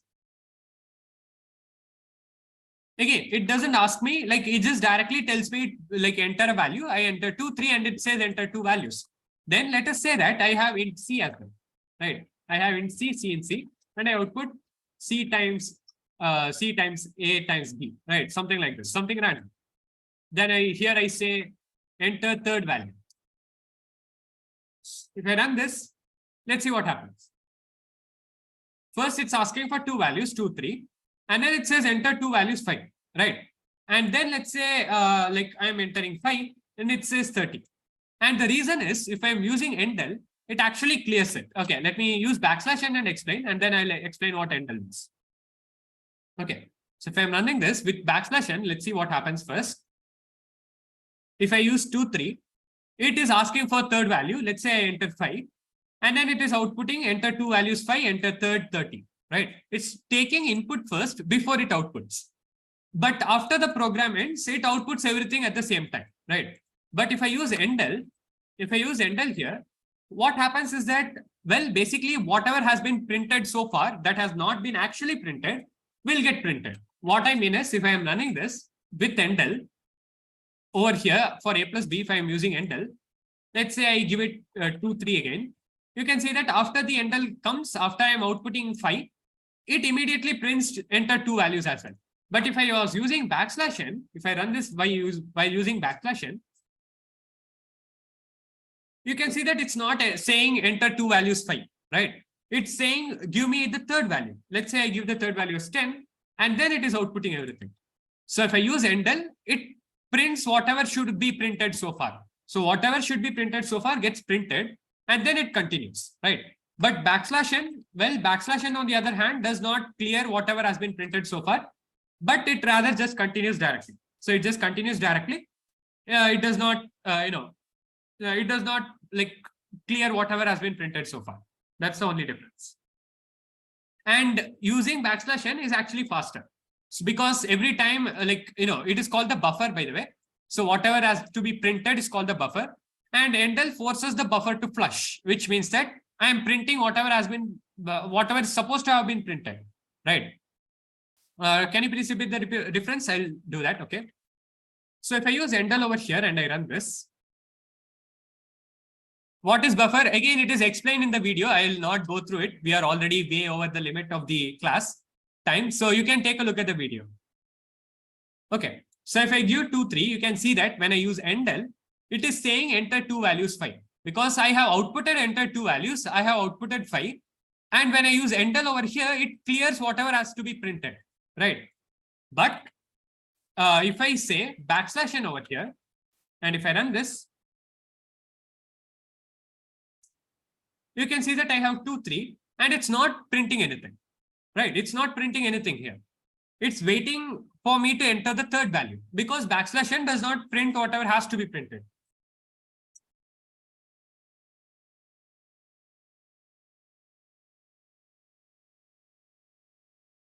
Raghav says, will you ever face any situation in CP if you don't use these two lines, we may get TLE? Yes, it is very possible that you will get TLE if you don't use these 2 lines.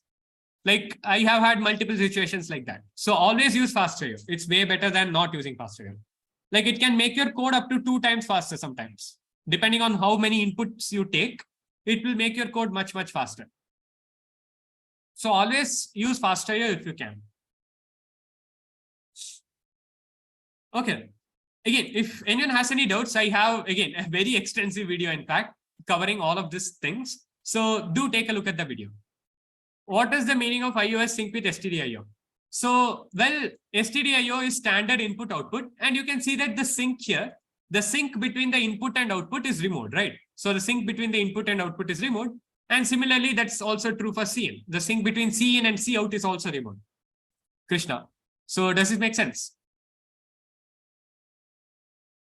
Again, I highly recommend watching the video. Everything is explained here. Like I explained every single detail about this. When to use this FastIO? Okay, so yet again, this is explained in the video, but you should use it whenever you are submitting, and you should not use it. You should not use it whenever you are, whenever you are debugging, whenever you are trying to debug your code, you should not use it because you can see that the output does not come out, right? So the output does not come, so you should not use it when you're debugging. And you should also not use it in interactive problems. So I'm like interactive problems won't affect anyone for now, like because, all of you haven't, like you probably haven't heard of interactive problems yet, but it will help in interactive problems. Like in the future, you will find that you should remove this during interactive problems. Why sync is removed? Arup, it is removed because you want to make the code faster. So having it synced makes the code slower. But you mentioned something about scanf and printf.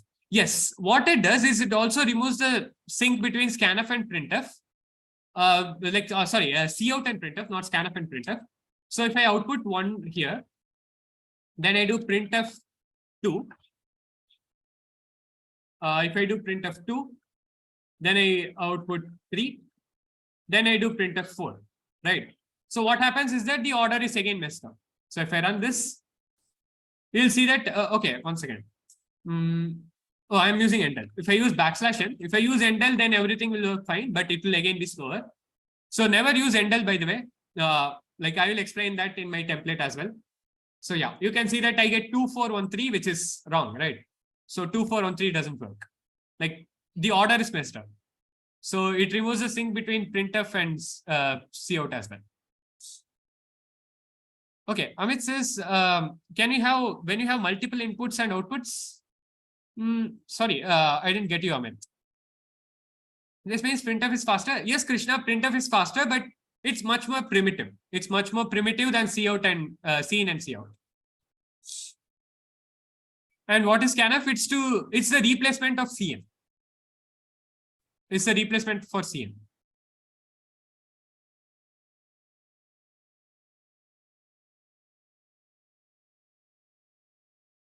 Yeah, printf is from C arrow. Yes.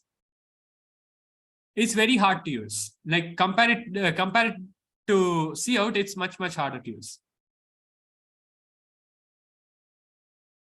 Well, it's because of the syntax. The syntax of the printf is pretty bad. Like you will see if you use it. I won't explain it now, but if you try using it, you'll see.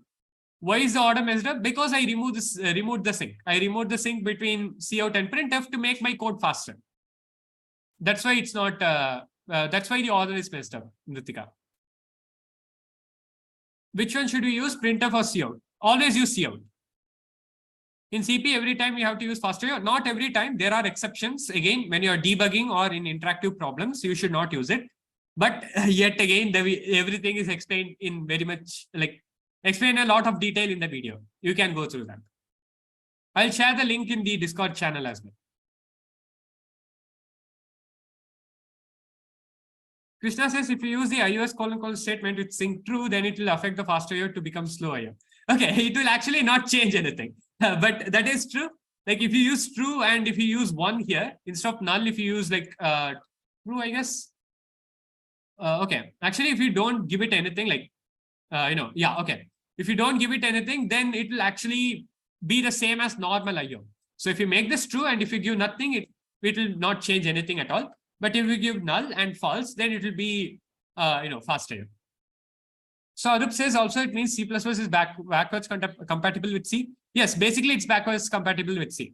Yes. Amit says any case where printf will not give TLE instead of cout. Yes, in many cases, actually printf is faster.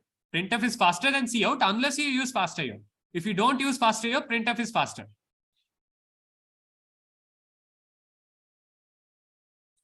But fast IO is, again, printf is very, very bad. Like the syntax is terrible. So I would not suggest anyone to use printf.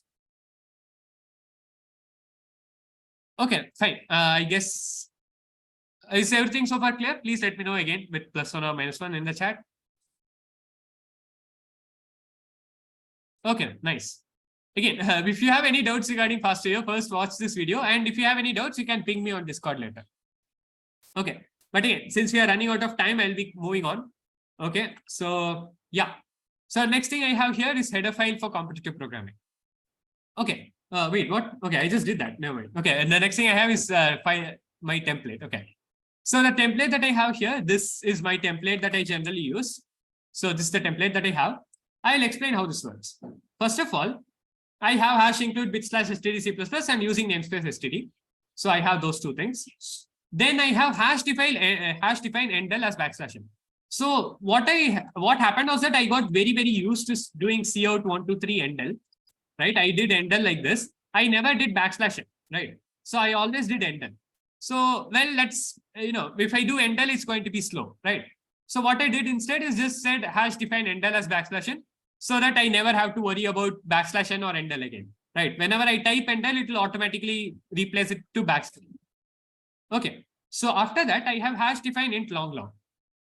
And the reason I have #define int long is because I will never overflow, right? Just in case, I just made sure that every time I use an integer, every time I use int, it is stored as long, which makes it so that if I have int n, like if I do int n cin, what I'm actually doing is taking input of a long value. Now, if I have like a very large n, then it won't overflow, right? It won't overflow for me. So I am just using #define int long so that my value is very large. Like I'm always using long, right? And basically there's no drawback except using 2 times more memory. But memory doesn't matter in most cases, so you don't have to worry about that too much. Okay, So the next thing that I have here is const int mod equal to 1 in n plus 7. This is a very common modulo value, like 10 power 9 plus 7, you might have seen in problems. But basically, this is just a constant value, right? So this is just a modulo value. Then I have constant inf. So this is for infinity. It's not actually infinity. It's just equal to 10 power, it's around 4 into 10 power 18. So it's around 4 into 10 power 18. And that is because I am taking long max. Long max is around 9 into 10 power 18. And I'm saying that I'm taking 9 into 10 power 18 divided by 2. So this operator here divides by 2. This is the same as taking /2. Right. So this is my, this is the above part done. And inside this code, first of all, I have signed main. I'm not using int main because what happens is that int main will be replaced with long main. Right. So long main is not allowed. You always need to have an integer. But signed is the same as int, right? Signed and int are the same thing. So I'm just using signed main instead of int main. So yeah, that's why I'm using signed main, because long will raise an error because main has to be an integer. Main has to return an integer. Okay. And after that, I have fast.io. So I have fast.io over here. This is just fast.io. And then I have test cases. This is just in TC, C in TC, like for every test case. And I'm taking while TC minus, which will loop for TC number of times. Okay, num says this hash define int long affect in hashing problems. It's, let's say you have to store in 32 MB. Yes, it will affect you in hashing problems. If you have to store in like 32 MB, then you should probably not use long. You should probably use int instead. What's the use of long max by 2? So it is just a very large value, like infinity. I can just compare almost any number to infinity and it will be lesser, right? So if I take basically any number, if I take int xyz equal to any random number here, and then I take if xyz less than infinity, this will always be true, right? Okay, Amit says, do you have to copy paste the template or is there a simple way like in VS Code? Yes, since VS Code, you can actually create templates or snippets, code snippets. You can Google that to figure that out. Like just search code snippets, VS Code. And yeah, you can see that there's a link here and you can go through all of this. Yeah.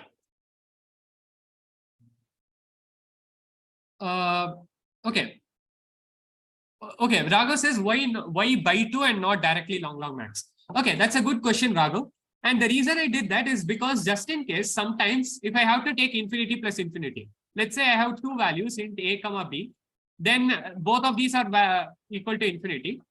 Then if I take infinity plus infinity, if I don't have by 2, then it will overflow, right? If I have just long max, this will overflow. So if I take by 2, this will not overflow. So just in case it overflows, I have this. So yeah. Aditya, you can use any template that you want. This is my template personally. You can use whatever template you want. Some people have a 400-line template. Some people have no template. And you should customize it to your needs. You should not copy other people's templates without knowing how it works, right? So unless you actually understand how it works, and actually if you don't like it, then you should not use it. You should use something that you like.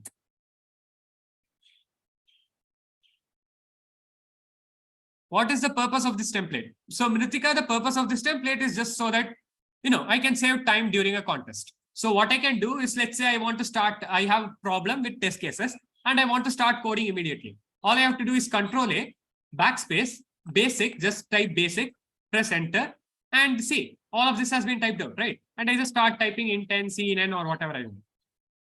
Can you please explain line 7 and 8 again? These are just constant values. Mod is a constant value, the value commonly used in problems.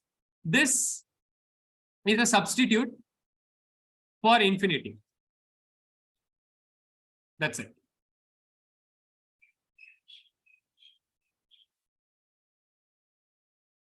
One doubt, sir. Yeah, go ahead. Sir, like generally, if we are getting wrong answer or TLE in any question, when we are using it, we change it to long and that solution gets passed.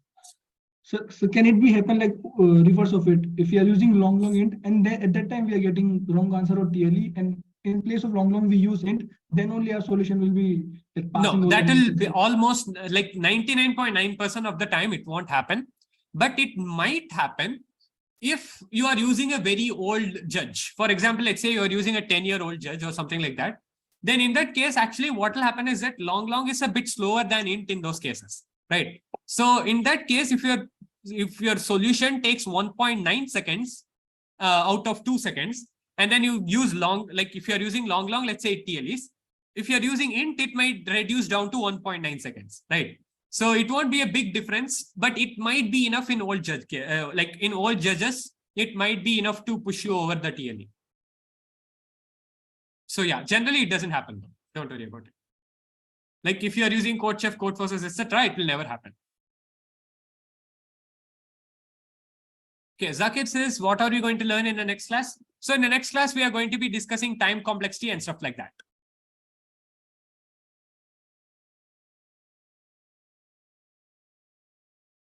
Strings. Okay, strings will be not discussing in the next class.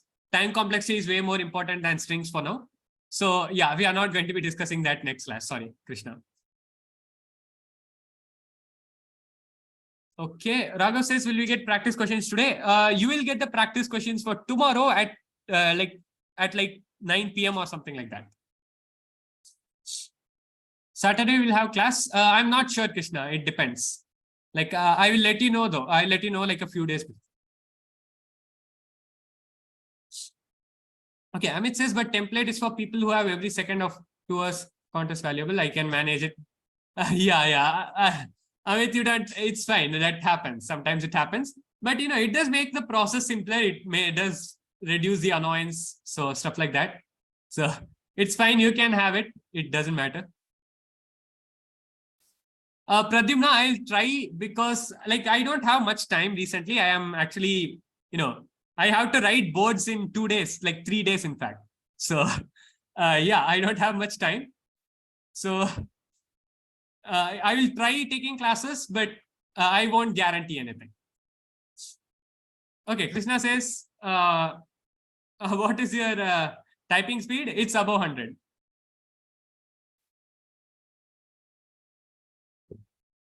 Thanks, Amit and Sriram. What sub? Okay, I mean, I guess you are asking for the okay, like CBSE or what, right? Yes, Mritika, you should give contests.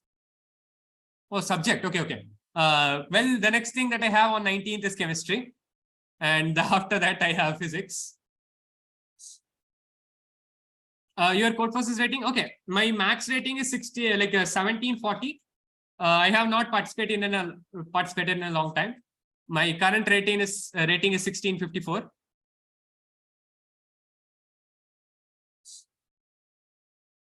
Yes, Krishna, same here. You have your exams coming? Yes, Sarup, I do have my exams coming in 3 days, in fact.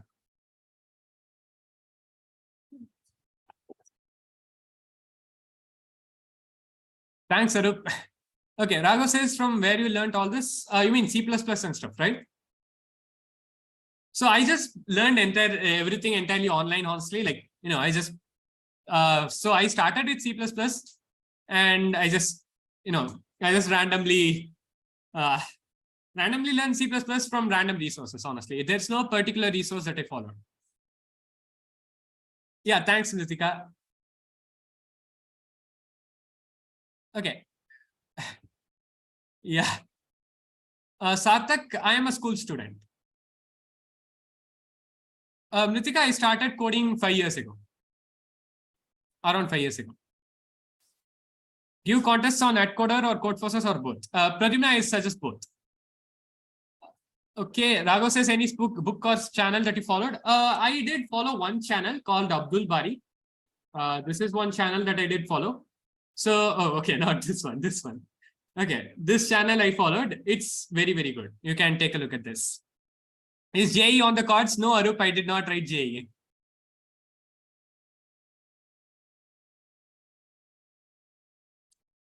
In fact, JEE is over, so it's too late.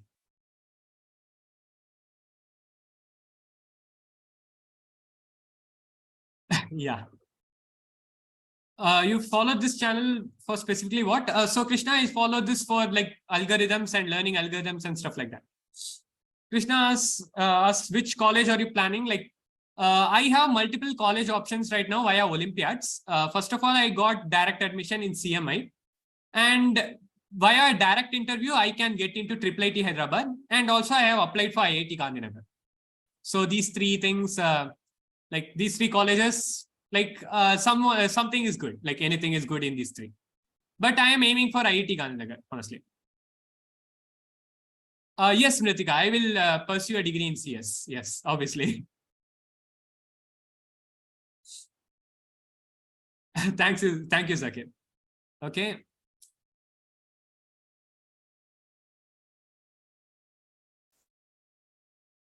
So Nam, I'd honestly suggest you just use your old ID. Like, there's no point in using a new ID, right? Like, why does that matter? So Nam, you can just use your old ID. Thank you, Aditya.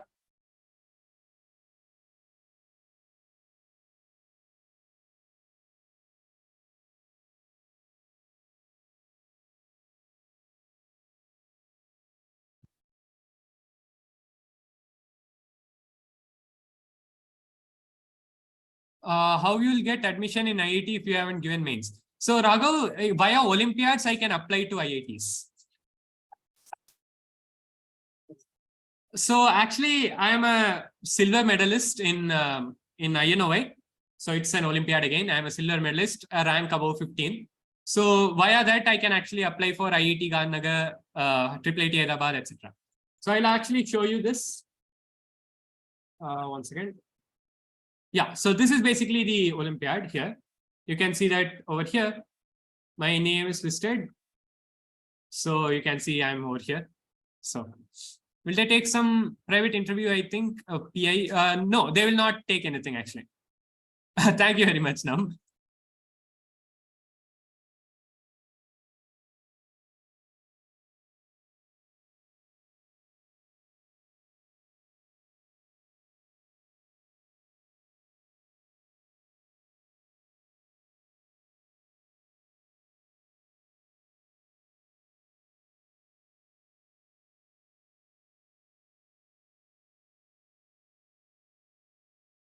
Amit says, even I have my midsems tomorrow, but studying CP instead of differential equations. Well, you know, I have chemistry in 3 days, but here I am taking classes and playing chess instead of studying. So don't worry, we are pretty similar.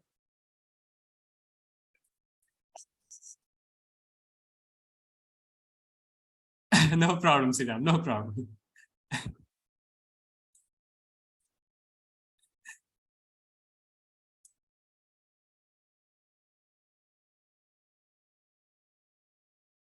What's your rating but in chess.com? Okay, in chess.com, I have not participated, like I have not played in chess.com for a very long time, but I'm sure that I can get like 1900 or 2000 pretty easily.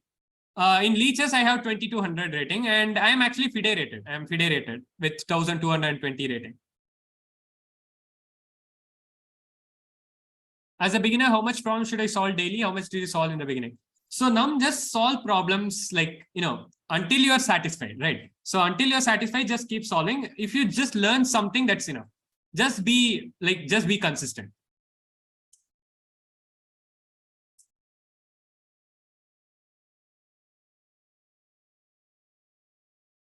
Okay, someone's asking me to play a game of chess. Okay, I'll just do that.